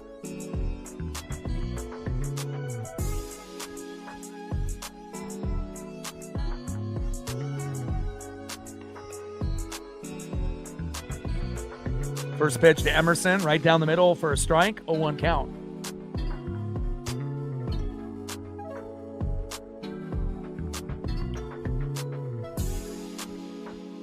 Oh, 1 pitch. And a hard hit ball up the middle. Looks like it'll be a double play. Throw to first. And Emerson hitting into the double play, and that is out number 3. And hopefully that won't be something that we see that often. Unfortunate when it happens with a player that we really love, like Emerson or Young. And now the game is still knotted up at 2. And we're still waiting, obviously for that big home run. We've only had, 1 hit in 2 out of the last 3 games. At least today we have 4, but we're so goddamn home run dependent. And again, if you watch Mariner games, usually when we homer, it's not just once. Usually we homer 2 to 3 times, sometimes even more, and again, and then those games where we, need that homer, sometimes we get none. And, sometimes it's just RBIs, hits, or just no hits, and we lose. So hopefully with that big home run is still waiting, just like we got from obviously Colt Emerson a few days ago. End of the 6th inning, 2-2 White Sox and Mariners.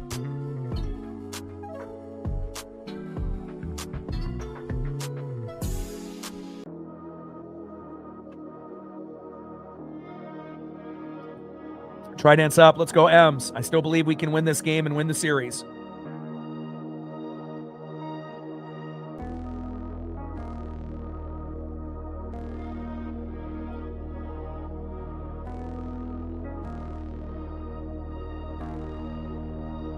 Next up in the 9 hole, shortstop Luis Angel Acuna. Batting second, leadoff hitter Sam Antonacci. And batting third, first baseman Munetaka Murakami at the top of the leaderboard with Kyle Schwarber and Aaron Judge for home runs this season. And they're going to bring in Matt Brash for Cooper Criswell. I'd rather have Matt Brash be the closer rather than having him come in here, and they only have him pitch a half inning. They don't have, Brash go any more than that. And after this, we have the day off tomorrow. We have a 3-game set on the road against the Royals, Friday, Saturday, and Sunday, and then a 3-game set against the Athletics on Monday, Tuesday, and Wednesday, Monday being Memorial Day. And then finally, we come back home, obviously the following Friday against the Diamondbacks. All right, Brash is activated and back.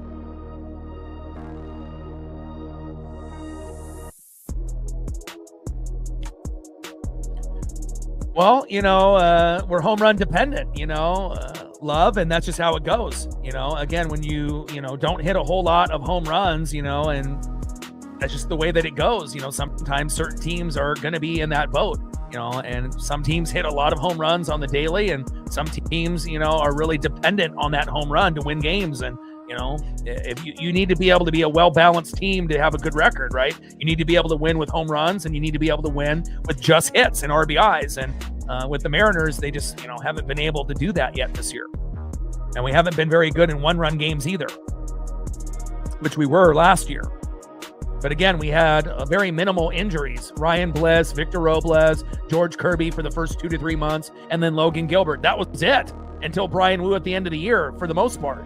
Look at all the injuries that we've had this year. We've had more AAA fucking players playing this year in the first 50 games than I can ever remember, And then we didn't really have key components like Donnie and fucking Cal injured last season. I mean, that would be like, imagine if Cal and Polo were out, how much it would have hurt us last season, as good as Polo was.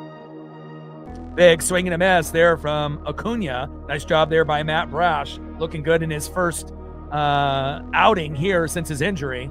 Big swing and a miss. Nice job by Matt, and that is one away. So again, it's like the managing still was very, suspect by Dan Wilson last year. But again, we didn't have as many injuries. We actually had a good Mooney and a decent Castillo, and both are terrible this year. Gilbert is worse this year. Hancock might be a little bit better, so they kind of flip-flopped. And Miller looks good with Kirby and Wu. But again, it's a number of things. Players playing bad, injuries, poor management, poor decision-making, and the inability to hit and being dependent on the home run. I mean, again, I can go down a fucking list of all the stats on the things that we're good and we're not good at. But again, with all that being said, the experts and the Vegas line still thinks that we're the third best team in the American League, even with a 23-27 record. So, it is what it is. We just have to be able to, battle through these fucking hard times. 0-1 pitch. Big swing and a miss.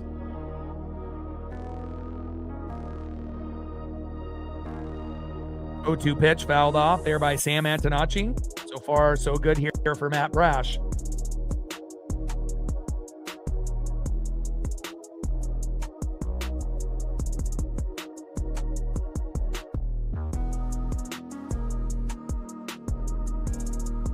Oh, 2 pitch, low and away.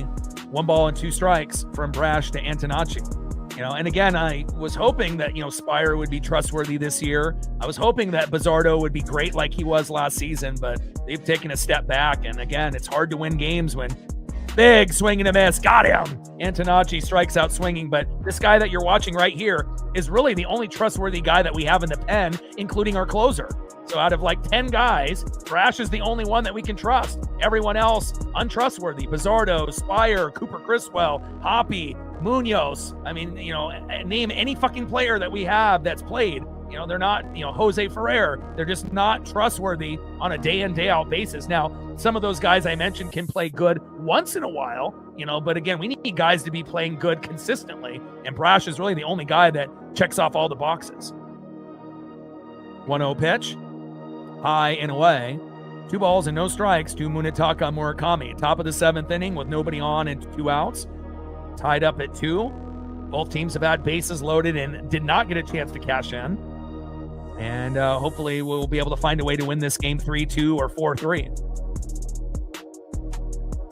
We got the day off tomorrow, so we want to make sure we're enjoying our day off. 2-0 pitch. Big swing and a miss there by Munetaka Murakami. Schwarber number 1 in home runs. Munetaka Murakami was at number 2 with Judge number 3. And definitely has put the White Sox on the map. And again, after being a bottom feeder all these years, it's kind of good to see them compete. 2-1 pitch. Big swing and a miss. And Brash looks just as good, if not better, before the injury. And again, him and Miller, Mason Miller, were the only 2 players to not give up a run all season. And then Brash got that injury and looks very, very good. And I'm very pleased on what I'm seeing. Just like Bryce Miller after his injury looked very, very good. We know what happened with Gilbert and Kirby when they came back from the injury last year. They were terrible for their first couple starts. So it's always nice to be able to see a guy that has been rested enough and healed enough to be electric. 3-2 pitch, little dribbler up the middle. A little deflection. And he is safe.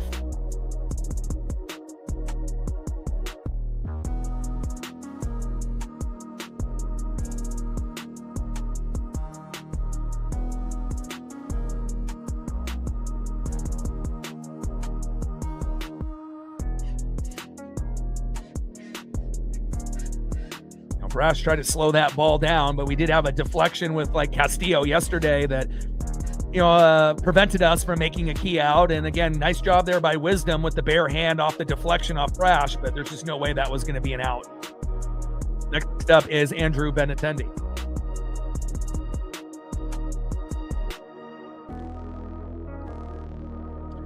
The pup is doing much better. She actually was in here watching the game with us until just like moments ago. So I'm going to go check up on her and whatnot. But she had an ear infection that was pretty bad with some bacteria and yeast that build up in her ear. And, it definitely was very uncomfortable for her. And then we ended up going to the vet on Monday, got the medicine, got it flushed out. And then I got some additional anti-itch medicine that's helping. And I still got another week of that I have to give her. But again, she's been doing a hell of a lot better, which is good. And, we walk 5 miles a day, 7 days a week. So we go on 3 different walks, morning, afternoon, and night. So I make sure that she has a great life, and we'll probably do the same tomorrow. Popped up into center field. Julio is there, and down goes Benintendi. And Matt Brash, I wish we could just fucking clone Matt Brash and have fucking 10 of him. He is amazing. And again, he's been our top 2 guy in the pen with Edward Bizardo. But again, this year, Bizardo is taking a step back and he's not as consistent. He's given up a home run or an RBI his last 3 starts, trying to be the number 1 and filling in for Spire and Brash while they were injured. But he hasn't done a really good job, and we just have to hope that Bizardo can get back to where he was last year. Spire can be a little bit more consistent with Ferrer, and then that way we can have at least 4 guys that we can fucking trust, out of the rest, because considering, with Cooper Criswell and Hoppy and some of these other younger guys from AAA, and then having Mooney fucking shit the bed, and and obviously with Castillo, you have to limit, what he's going to pitch, maybe a half inning and maybe 2 innings at the most. If you pitch him any more than that, he'll have a meltdown. And we saw that last night. So, hopefully, Dan and the rest of the team can understand, what needs to be done to turn this, ship around. But, it just feels like he's going to manage this team, his way. And his way is not the fucking right way. All right, let's go to the bottom of the 7th inning and take the fucking lead and not look back. Next up for the Mariners, 0 for 1 with a base on ball, catcher Johnny Pereda. Batting second, 1 for 1 with a base on ball, leading off for the first time in his career, and should be our leadoff hitter when Donnie is injured, Cole Young. And batting third, 1 for 3, center fielder Julio Rodriguez. And again, I don't think Dan Wilson also recognizes how important it is to have a good leadoff hitter. When you don't have a good leadoff hitter and he goes 0 for 4, 0 for 5, that puts more pressure on Julio and Naylor and Cal and Randy to do their job. But if you end up getting someone that can get on base, like a Young or a Brandon Donovan, then it's less pressure, on Julio and Naylor and Randy, and they can just kind of, play naturally within themselves, and then, things go well, but again, there's little, details, that you have to be able to adjust and figure out. And again, there should be no reason, Fanatics are better at managing this fucking team than a professional that played for the Seattle Mariners and Dan Wilson. But, I guess that's where we're at. Trident's up. Let's go, M's. Got to find a way. First pitch to Johnny Pereda. Fouled off. 0-1 count.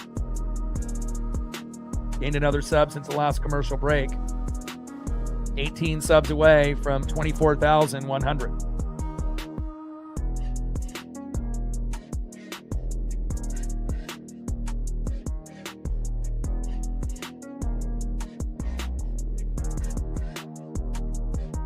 Oh, 1 pitch. Back. See ya!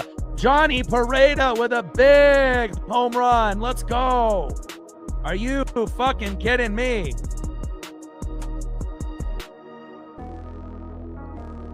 Way to bring the electricity, Johnny Pereda. Homer to left, 392 feet. Unbelievable.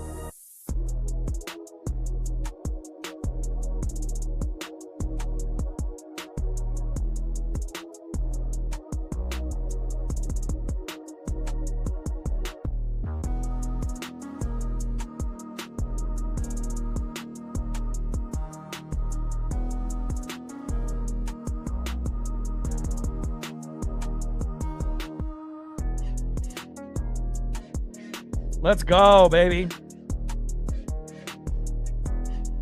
First pitch to Cole Young, pops up and flies out, and that is 1 away.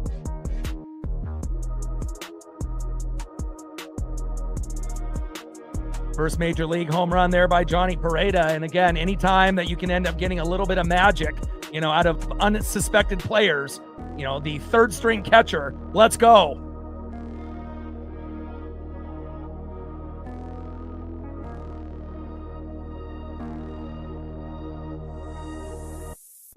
Young pops up and flies out. That is 1 away. Next up is Julio Rodriguez. First pitch, takes a strike, looking low and at the knees.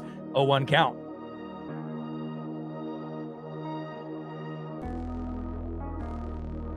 Oh, 1 pitch, takes a strike, looking down the middle. No balls and 2 strikes with nobody on and 1 out. Mariners taking the lead, 3-2. Let's go.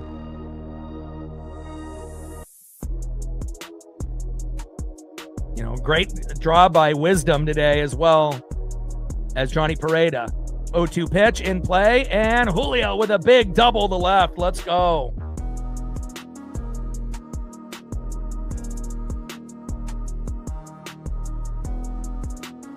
Nice job there by Julio Rodriguez. Multi-hit day for Julio Rodriguez. Next up is Josh Naylor.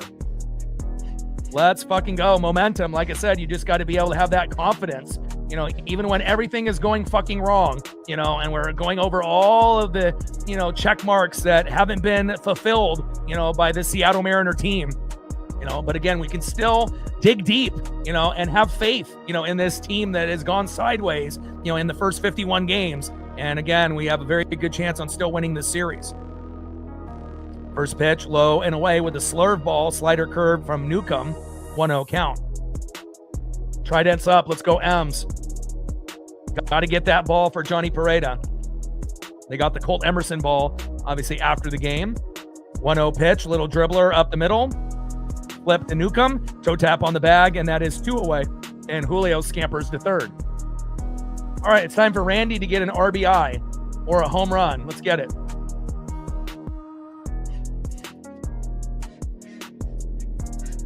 And Newcomb might be done. And a lot of times, when the opposing team, brings in a lefty, things go downhill for us, right? But every once in a blue moon, especially lately, when they bring in a lefty from the bullpen, sometimes we actually do well.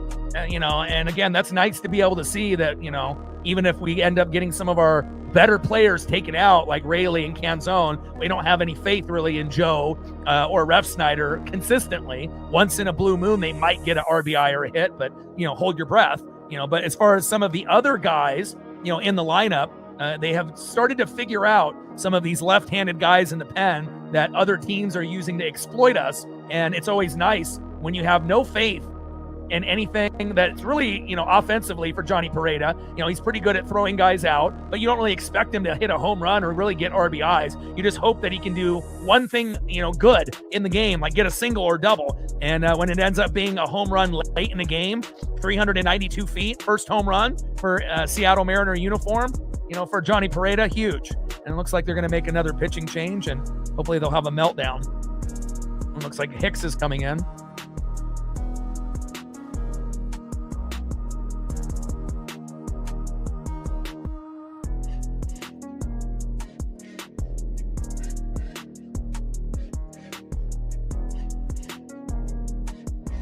All right, Jordan Hicks is coming out.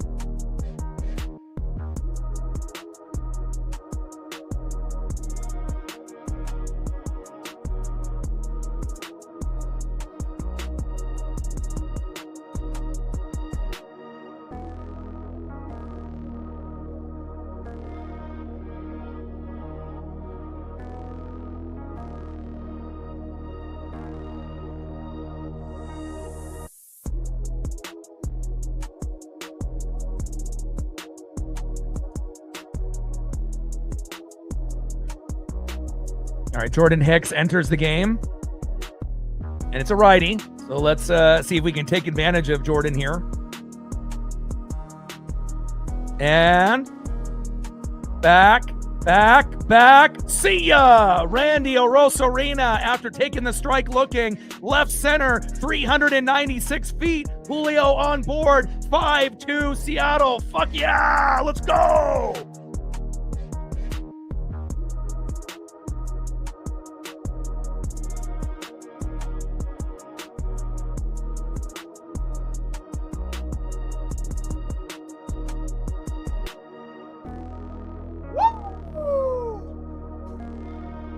Let's go! Hell yeah! Pareda and it shows you how home run dependent that we are, right? And one home run, just like momentum, right, leads to another and another. And just like that, Randy giving us the insurance that we needed. And I love it. Jordan Hicks, who? Randy Orosarena. I see you. My man. 5-2 Mariners. Let's go. Huge.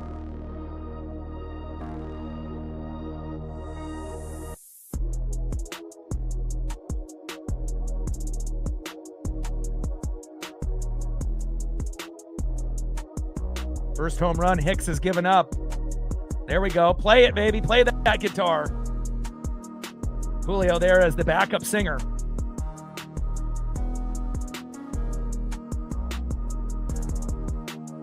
And Ref Snyder flies out to left on a 1-1 pitch, and that is out number 3. But not after.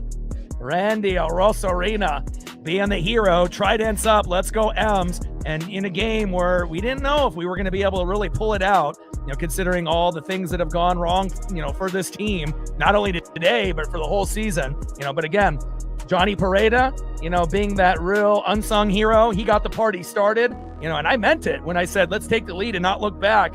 We need some home runs. And then Johnny does the job and Randy does it next. And now, the game is far from over because we know with our bullpen, sometimes it does go sideways and they'll be able to catch up, but it definitely puts us in a better position to win. Great job by Randy. Great job by Johnny. And just like that, 2-2 turns into 5-2. Baby, let's go. See who's up next here in the top of the 8th. We got the momentum now, baby. Next up, 0 for 2 with a base on ball, third baseman Colson Montgomery.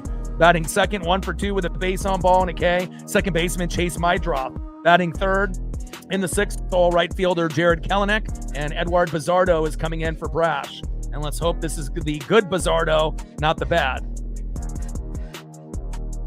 And Bizardo has given up a run in his last 3 outings, either RBIs or home runs. So we can't have that here.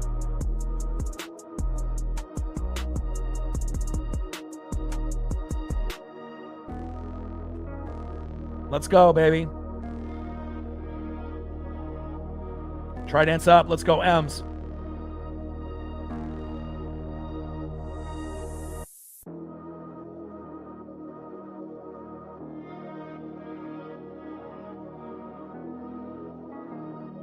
Let's fucking go.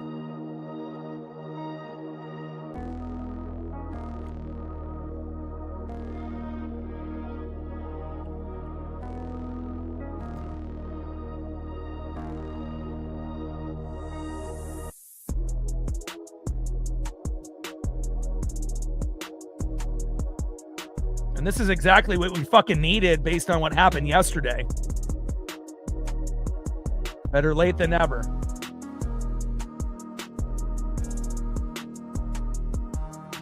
We gained another sub since the last commercial break. Appreciate you. 17 to 24,100. We're at 10 on the Dono train, 90 to go. And we can see Randy with his guitar skills with the Trident and Julio as the backup singer. Popped up and flied out, and that is 1 away.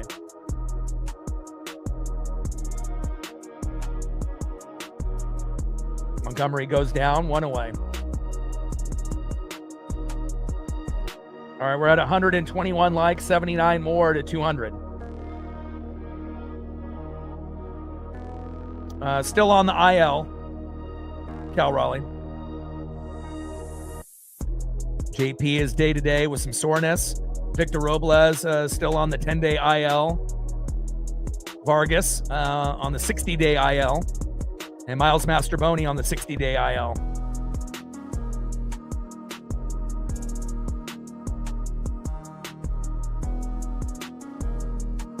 1-0 pitch. And Mydroth with a single up the middle on Edward Bizzardo. His struggles continue.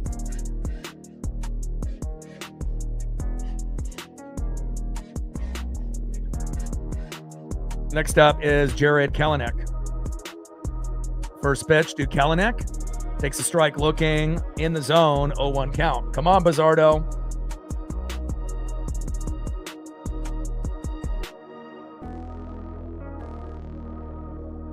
Yeah, home run by Johnny Pereda, his first. And Randy Arozarena coming up big with a 2-run jack with Julio on board. And again, that's exactly what we needed. You know, all it takes is one pitcher or two to have a meltdown. 0-1 pitch and another single. Man, Bizzardo stinks, dude. Again, I don't know what happened, from him being the best, with Brash last year, but his last 3 starts have been terrible, and Bizzardo is trending to be like Castillo and Mooney if he keeps like this. Again, we don't want him to give up runs in 4 straight outings.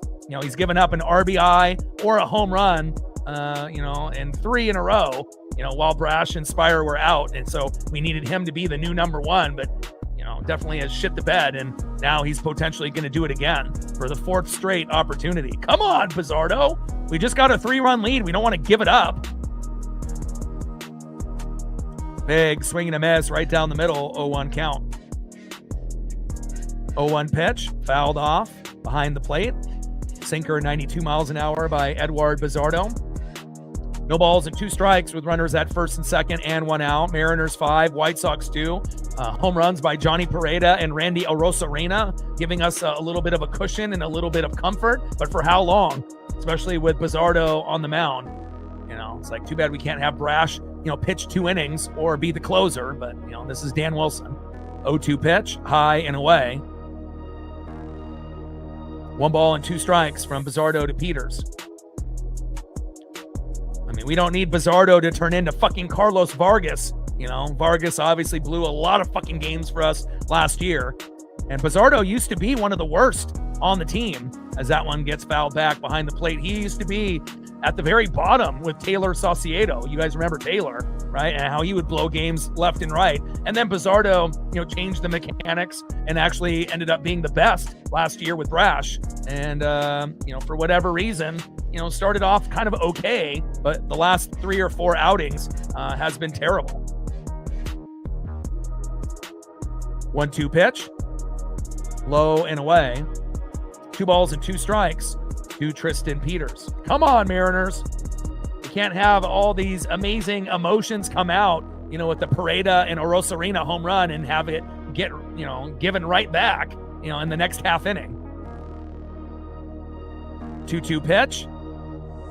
Ooh, that was close. That looked like strike 3.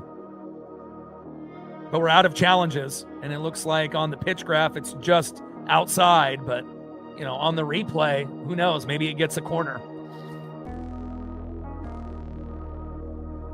Count now is full. 3 balls and 2 strikes with runners at first and second and 1 out. Time is called.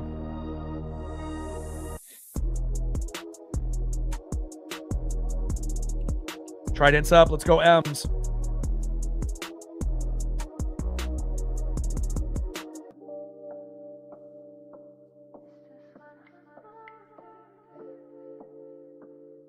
Three-two pitch.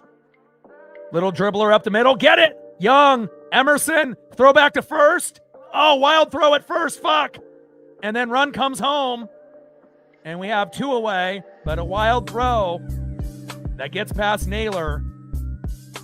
And now it's a 2-run game. 5-3 instead of 5-2. Try to get the Young to Emerson to Naylor. And Emerson with a little bit of a wild throw, it looks like. Let's take a look at the replay here. Yeah, that looks like it's more on Naylor than it is on Emerson. I mean, from that angle, it looked like Naylor could have gotten the ball and just dropped it, but...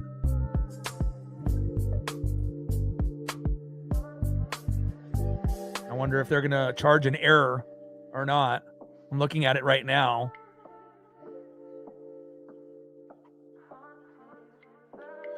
And that's Bizzardo giving up a run 4 straight games in a row where he's come into the game. And hopefully it's only 1, though. We can't afford him to give up 2 or 3. Next up is pinch hitter Miguel Vargas.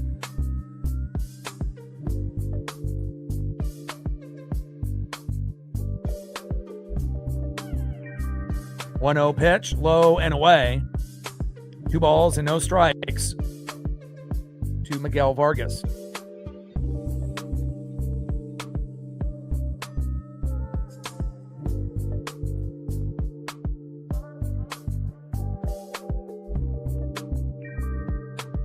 Two 0 pitch in there for a strike. 2 balls and 1 strike with a runner at second and 2 outs. Bizzardo on the mound, shitting the bed again. Miguel Vargas in the box.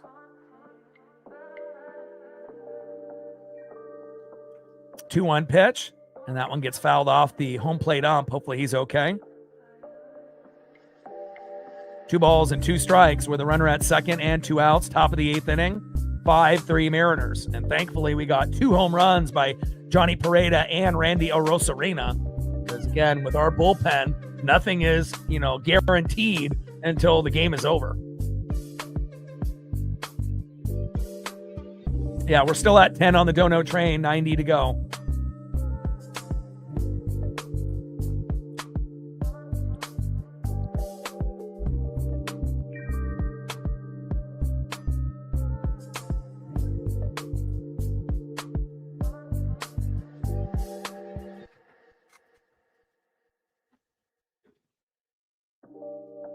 Vargas in the box. Bizzardo on the mound. Come on, Edward. Unacceptable. You're supposed to be one of the top guys, not, a weak link. We have plenty of fucking weak links in the pen, including our closer. The last thing that we need is one of our top 3 guys to end up being a weakness, Gabe Spire is already kind of trending in that direction. And we'll see what he looks like when he comes back. Consistency is king, and it's tough, to have consistency unless you're, like Matt Brash or some of these other, guys on the team. Popped up into right field. Oh! And Ref Snyder jumps into the crowd, but can't get the ball. Good attempt there by Rob, jumping into the first 2 rows, but can't come down with that ball.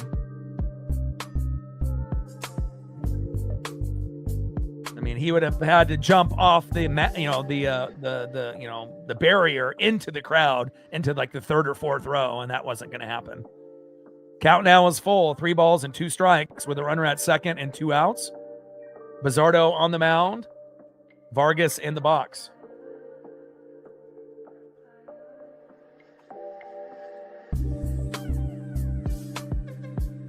Shout out to my boy Brooks Beats with the best beats on YouTube. 3-2 pitch from Bizzardo. Jesus Christ, another walk. And now we got runners at first and second with 2 outs.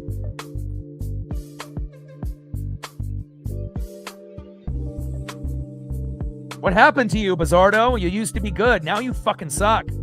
4 straight games giving up a run? Ridiculous.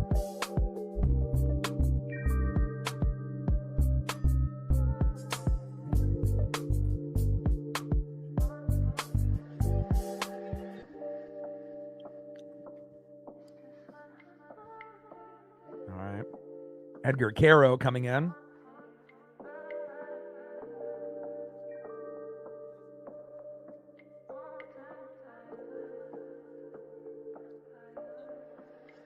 All right, Edgar Caro coming in to pinch hit.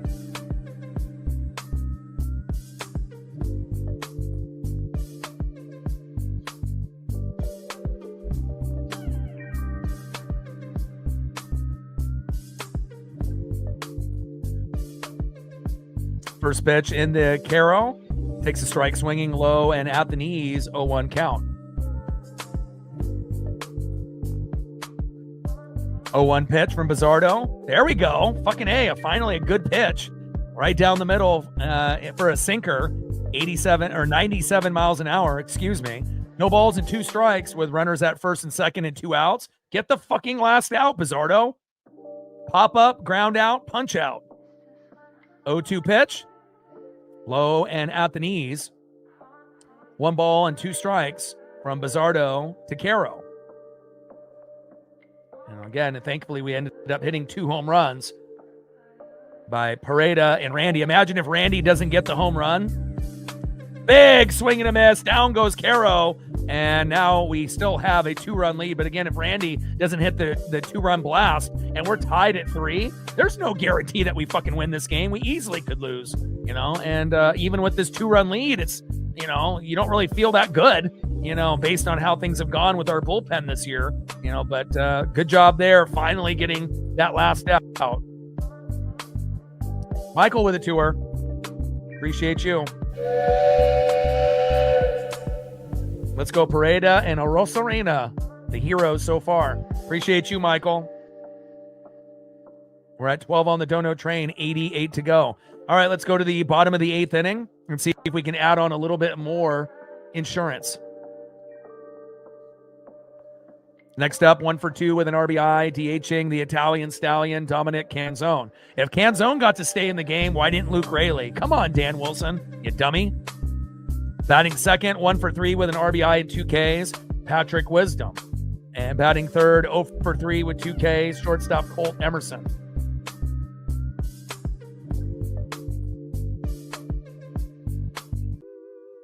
Trident's up. Let's go M's. 17 subs away from 24,100. Gained 2 more subs since the last commercial break. Thank you so much. Now we're at 15 to get to 24,100. We're at 12 on the Dono train, 88 to go. We got a 2-run lead as we go to the bottom of the 8th, 5-3 because of Randy Arosarena and Johnny Pareda with home runs. And we're at 135 likes, 65 to 200.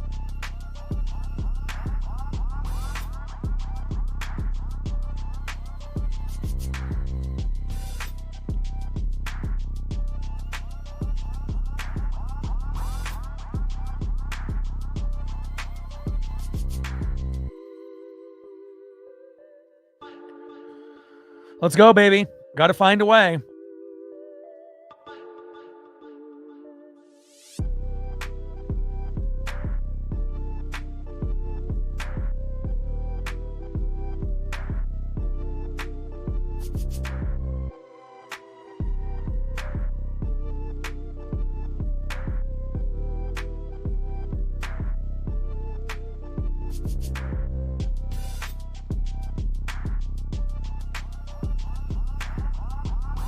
All right, Brandon Eisert enters the game.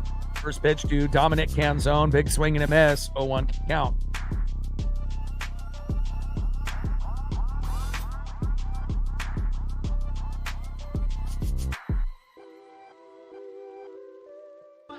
So why is Canzone getting 2 at-bats against a lefty and then Luke Raley got pulled when he's the better hitter?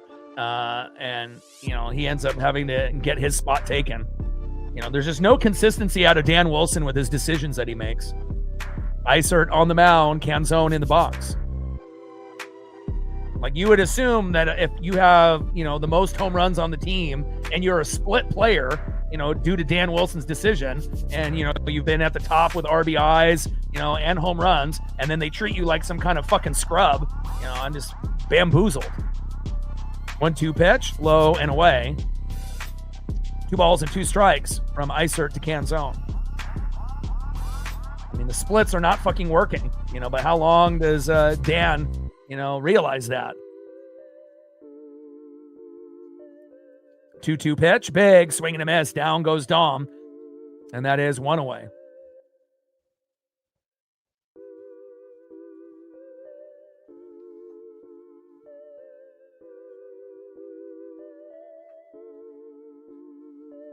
Yeah, we did get the error.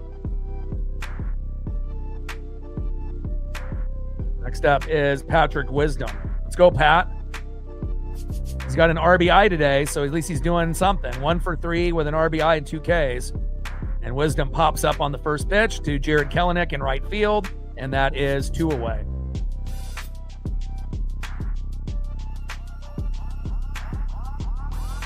Next up is Colt Emerson, and let's see if he can make up for that error. Even though it looked like the throw really wasn't that off, I didn't see too many different angles, on it. And Colt and Cole usually they aren't guys that are going to make too many mistakes at those positions. And at first glance, it kind of looked more like it was on Naylor rather than Colt. But let's see if he can make up for it. They got Jose Ferrer warming up. And we, again, Mooney shouldn't even be our closer anymore. Again, it should be Brash, but, and again, if you don't want Brash, then, I guess if you want to take your chances on Jose Ferrer will give us a better chance than Mooney at the moment, but Ferrer is pretty shaky too. But he did have some closer experience with the Nationals last year for half the year. So, but Mooney can't stay there. If he does, we're fucked. Just like Castillo needs to go to the fucking pen. There's just no reason on Castillo starting a game at all for the rest of the year, period. I mean, I guess unless there's injuries, some of the other guys, and then there's an opening, but, he's just not good. 2-1 pitch from Isert to Colt. Big swing and a miss, low and away. 2 balls and 2 strikes from Brandon Isert to Colt Emerson.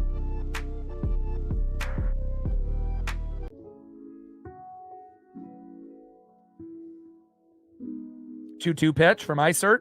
High and inside. Count now is full. 3 balls and 2 strikes from Brandon Isert to Colt Emerson. Come on, Colt. Got to make up for that error. Trident's up. Let's go, Ems. 3-2 pitch. Popped up into left field, out of play. Count still is full. 3 balls and 2 strikes with nobody on and 2 outs. Bottom of the 8th inning. Mariners hanging on to a 2-run lead. Thankfully, Johnny Pereda and Randy Arozarena hit home runs late. And again, we're very home run dependent. And usually when we get one, we get another. And we still, are hoping that we can get this victory. 3-2 pitch. Popped up and out of the play. Slider 83 miles an hour. Count still full. 3 balls, 2 strikes with nobody on and 2 outs. Mariners up 5-3. And hopefully we can get this victory. We got the day off tomorrow, and then we go on the road to face the Royals and Bobby Witt Jr.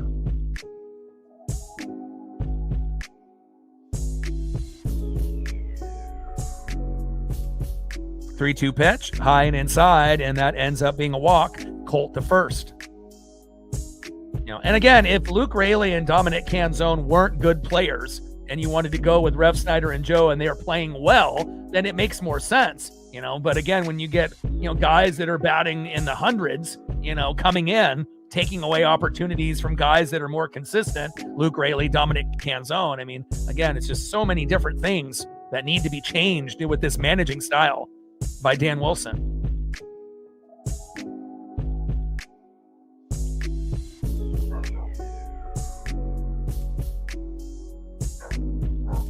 All right, they say the runner is picked off here.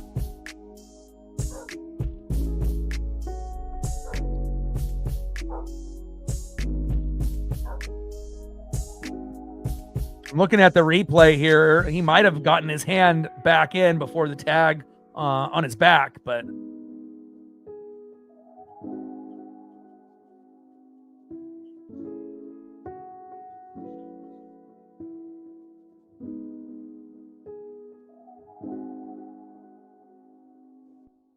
I don't know. Hand looked like it might have gotten to the bag before the tag on the back. I mean, obviously when you are looking at it live, it definitely looked like he was out because he was so far away from first base, diving towards first. But, it's all about where that finger and hand is on first base and then where the tag is at on his back. Knowing our luck, he'll be out, but we'll see. We just want to make sure the calls are correct here.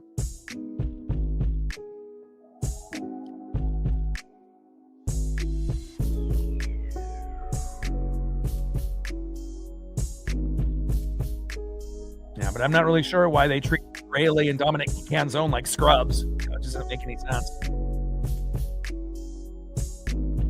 Like, did they forget that he's got the most home runs on the team with 10 and was leading with RBIs and has been one of the best players on the team this year? I mean, imagine if he got to play every day, how many home runs Luke would probably be at. He might be at like 13, 14, 15, if he actually had a few more at-bats, in these first 50 games. But, again, I guess Dan Wilson doesn't recognize who's good and who isn't. I mean, at some point, a manager, it's like, when you end up getting a player's coach or a player's manager. It's great, but you need also to have someone that isn't trying to be everyone's friend. You need someone to fucking coach and manage and make tough decisions. You can't make everyone happy. You got to make the best players play, and a lot of teams that split, it doesn't work. Runner is out. All right, and that is the end of the 8th inning. Tough day for Colt Emerson. But again, he'll rebound and bounce back, and then we bring in Jose Ferrer, and hopefully this is the good Jose, not the bad Jose. We already had to deal with the bad Bizardo, and they ended up getting a run. We can't have Jose, play like Andres Munoz and give up 2, and then all of a sudden it's 5-5 in the bottom of the 9th. We need to win this game 5-3, and I guess if you're going to shit the bed, then 5-4. But hopefully Jose will be able to mow him down, and we can get this 5-3 victory and win the series. We need to get a little payback on this Chicago team. We should have won 2 out of 3 in Chicago, but we had the bullpen shit the bed, and then we only won 1 game out of 3. So it's only, fitting if we can get a little revenge and payback here.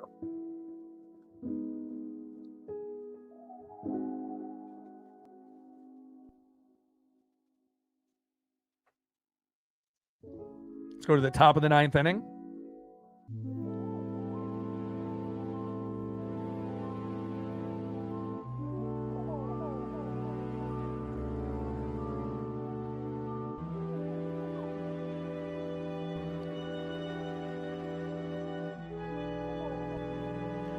All right, next up for the White Sox, 2 for 4 with a run and a K, Sam Antonacci.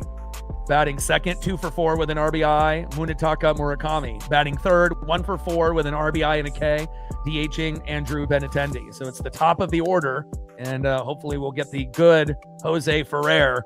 And again, he does have closer experience. And, again, I'd rather go Ferrer and Brash than Mooney, and it's crazy to go from top 5, closer to being like bottom 5 in 1 year. But, it's just like Castillo. Normally Castillo's like 500, maybe an ERA of somewhere between 3 and, high 4s. And then now it's, can't win a game. He's not 500 and his ERA is above 6 like Munoz. And, that's a very scary thing to see, 2 guys that we need to really rely on, with ERAs climbing every game. All right, Ferrer comes in here from Bizardo, and obviously that makes us happy since Bizardo has been shitting the bed in his last 4 opportunities, since Brash and Spire have been out. Brash is back today.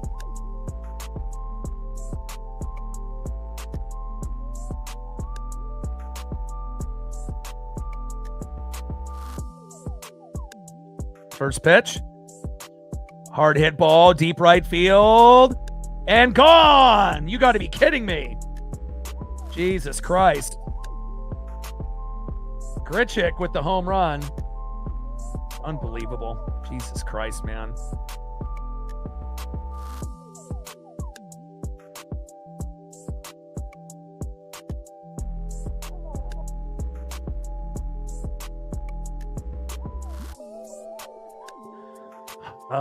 Bullpen. I mean, imagine, like I said, if Randy doesn't hit that home run, we lose this game. I mean, it would have been right there, more than likely. Next up is Munetaka Murakami. Never easy for us, is it? It's always fucking, always a fucking war, always a battle, and sometimes it's not against the other team. Sometimes it's against ourselves. Brutal. 0-1 pitch to Murakami, low and away. 1 ball and 1 strike from Ferrer to Murakami.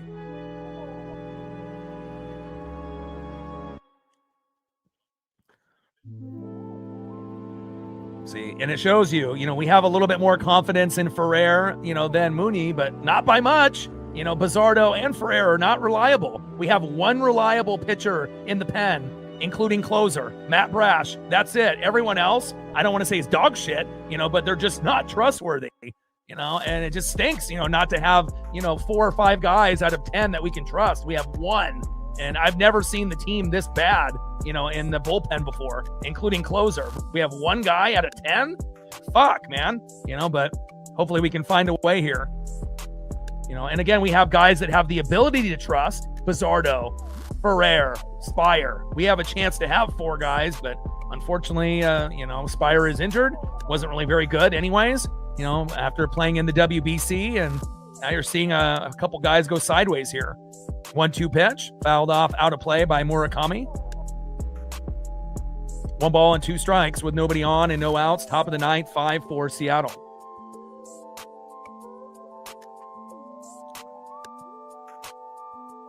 One-two pitch, popped up and out of play. 1 ball and 2 strikes from Jose Ferrer to Munetaka Murakami.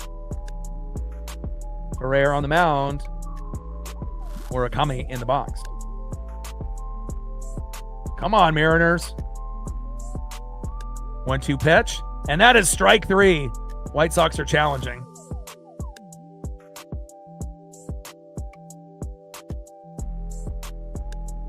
And that's strike 3, baby. Big punch out on Murakami. 1 away.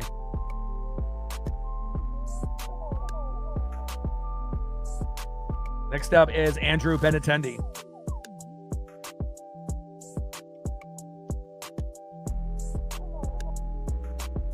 And then on deck will be Colson Montgomery. Come on, Ferrer.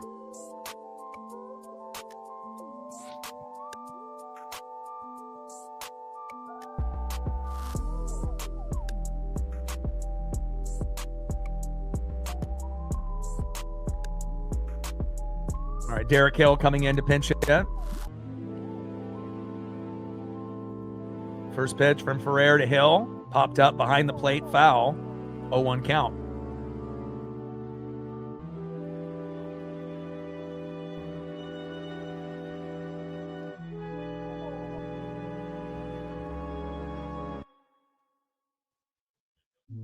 Hill calls time.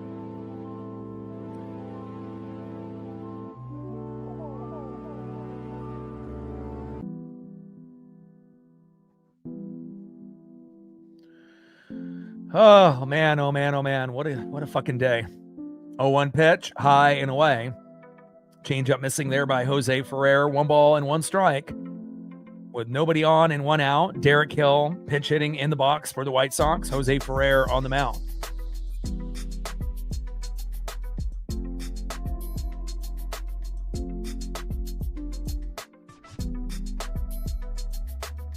One pitch, high and inside. 2 balls and 1 strike to Derek Hill. 2-1 pitch, fouled off behind the plate again. Sinker at 98 miles an hour. 2 balls and 2 strikes to Derek Hill. Trident's up. Let's go, M's.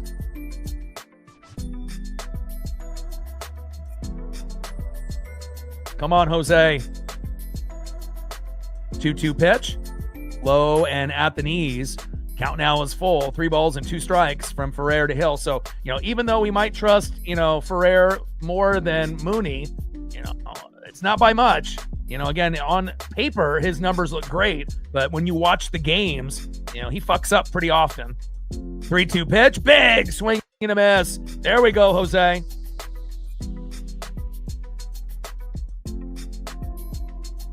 That is 2 away. Big strikeout on Munetaka Murakami and a big strikeout on Derek Hill. I mean, he already gave up the big home run to Grichuk, but again, we just got to be able to get past that. And now we have Colson Montgomery. And if we can just get this last out and win, it's not pretty, but obviously we have to be very thankful, for Randy Arozarena, because if we only get the Pareda home run and we're down 4-3, we probably don't win this game, realistically, based on how the games have gone for us lately. So, thank God that we got Randy and Johnny to come up big late in the game. First pitch is fouled off behind the plate by Montgomery. 0-1 count. We're 2 strikes away from winning the series. Let's go. 0-1 pitch, low and away. Slider, 90 miles an hour. 1 ball and 1 strike to Colson Montgomery. Come on, Jose.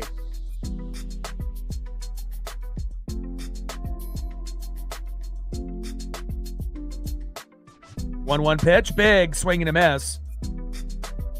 1 ball and 2 strikes to Colson Montgomery. The thing is that there's only really one answer, though, Jeff, is Brash. Brash is really the only guy that, could help, moving forward. Because if you keep Ferrer and Mooney at closer, more times than not, they're going to blow it.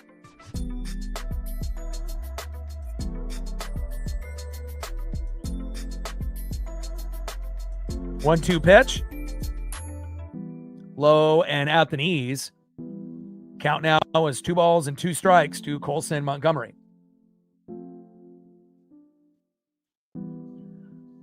Two pitch. Got him. There we go.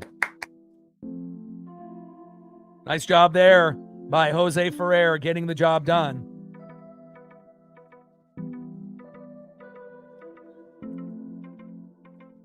And again, big swing and a miss there by Colson Montgomery. It wasn't pretty, and again, Bizzardo and Ferrer kind of shit the bed. But thankfully, Randy, ended up hitting that 2-run blast. And again, if he doesn't hit the 2-run blast, we lose this game. So nice job there by Randy. Nice job there by Johnny Pareda. And again, it wasn't pretty. But again, sometimes that's just the way the games go for us. And we win 2 games out of 3.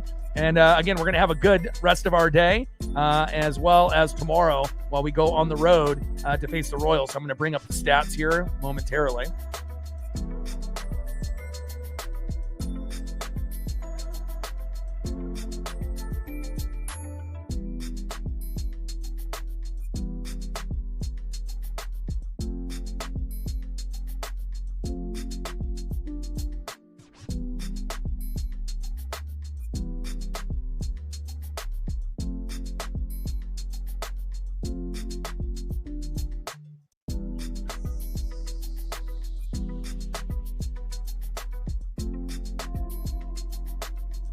And when the Mariners win, what do? We fucking dance. Mariners win. Mariners win. Mariners win. Fuck yeah. Let's go.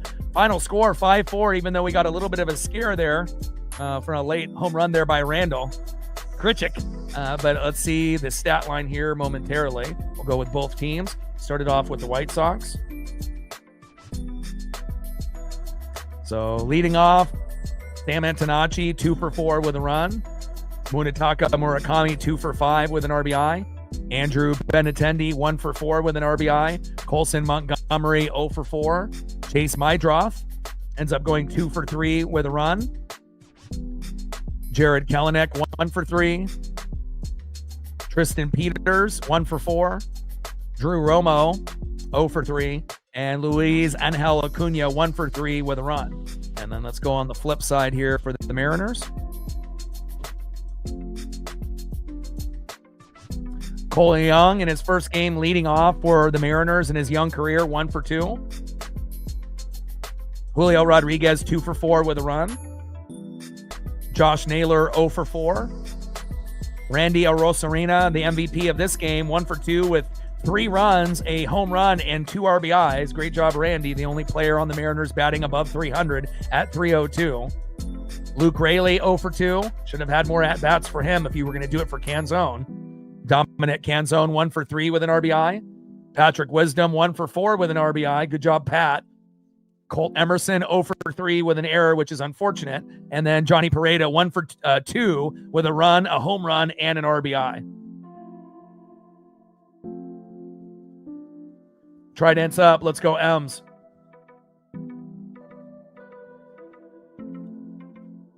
And Matt Brash actually gets the win, not Emerson Hancock. Brash gets the win. Newcomb gets the loss. Ferrer gets the save. And again, we end up winning 5-4. And again, a lot of times when games go like this, we lose. And it's just nice that we got enough cushion there late, because again, if it was, 4-3 or even if it was 4-4 and we only get, maybe just the Randy and not the Pareda or vice versa, realistically, based on the pitching woes of our bullpen, Bizzardo and Ferrer, and you're not going to see Mooney today. And even if we did, that would even be worse because he would even blow it more. But I'm really happy that we got a little bit of payback. We ended up winning the series, and again, we got the day off tomorrow. We fly to Kansas City and Bobby Witt Jr. And again, we desperately needed that win. And it wasn't pretty. It was ugly as ugly can be, but we got a way to get the job done. And guess what? We got more than 1 hit today, right? We got 7, but the magic number, 5 runs, 7 to 10 hits. What did we get? 5 runs, 7 hits. We did get an error, by Emerson, but again, we found a way to get the job done, and this one's going to feel good. I'm going to spend some time with the pup and have a little bit of lunch. I hope you guys have a great rest of your Wednesday. I know I will. And again, we are going to be live on on Friday since they have the day off tomorrow. And I know Rick Riz is loving it, and we're loving it here at the NWSF. Final score, Mariners 5, White Sox 4. And I got one question for you. Well, you know, talk sports like us. Your boy Ryan, Northwest Sports Fanatics. Try to hits up, and I am out. Go Mariners.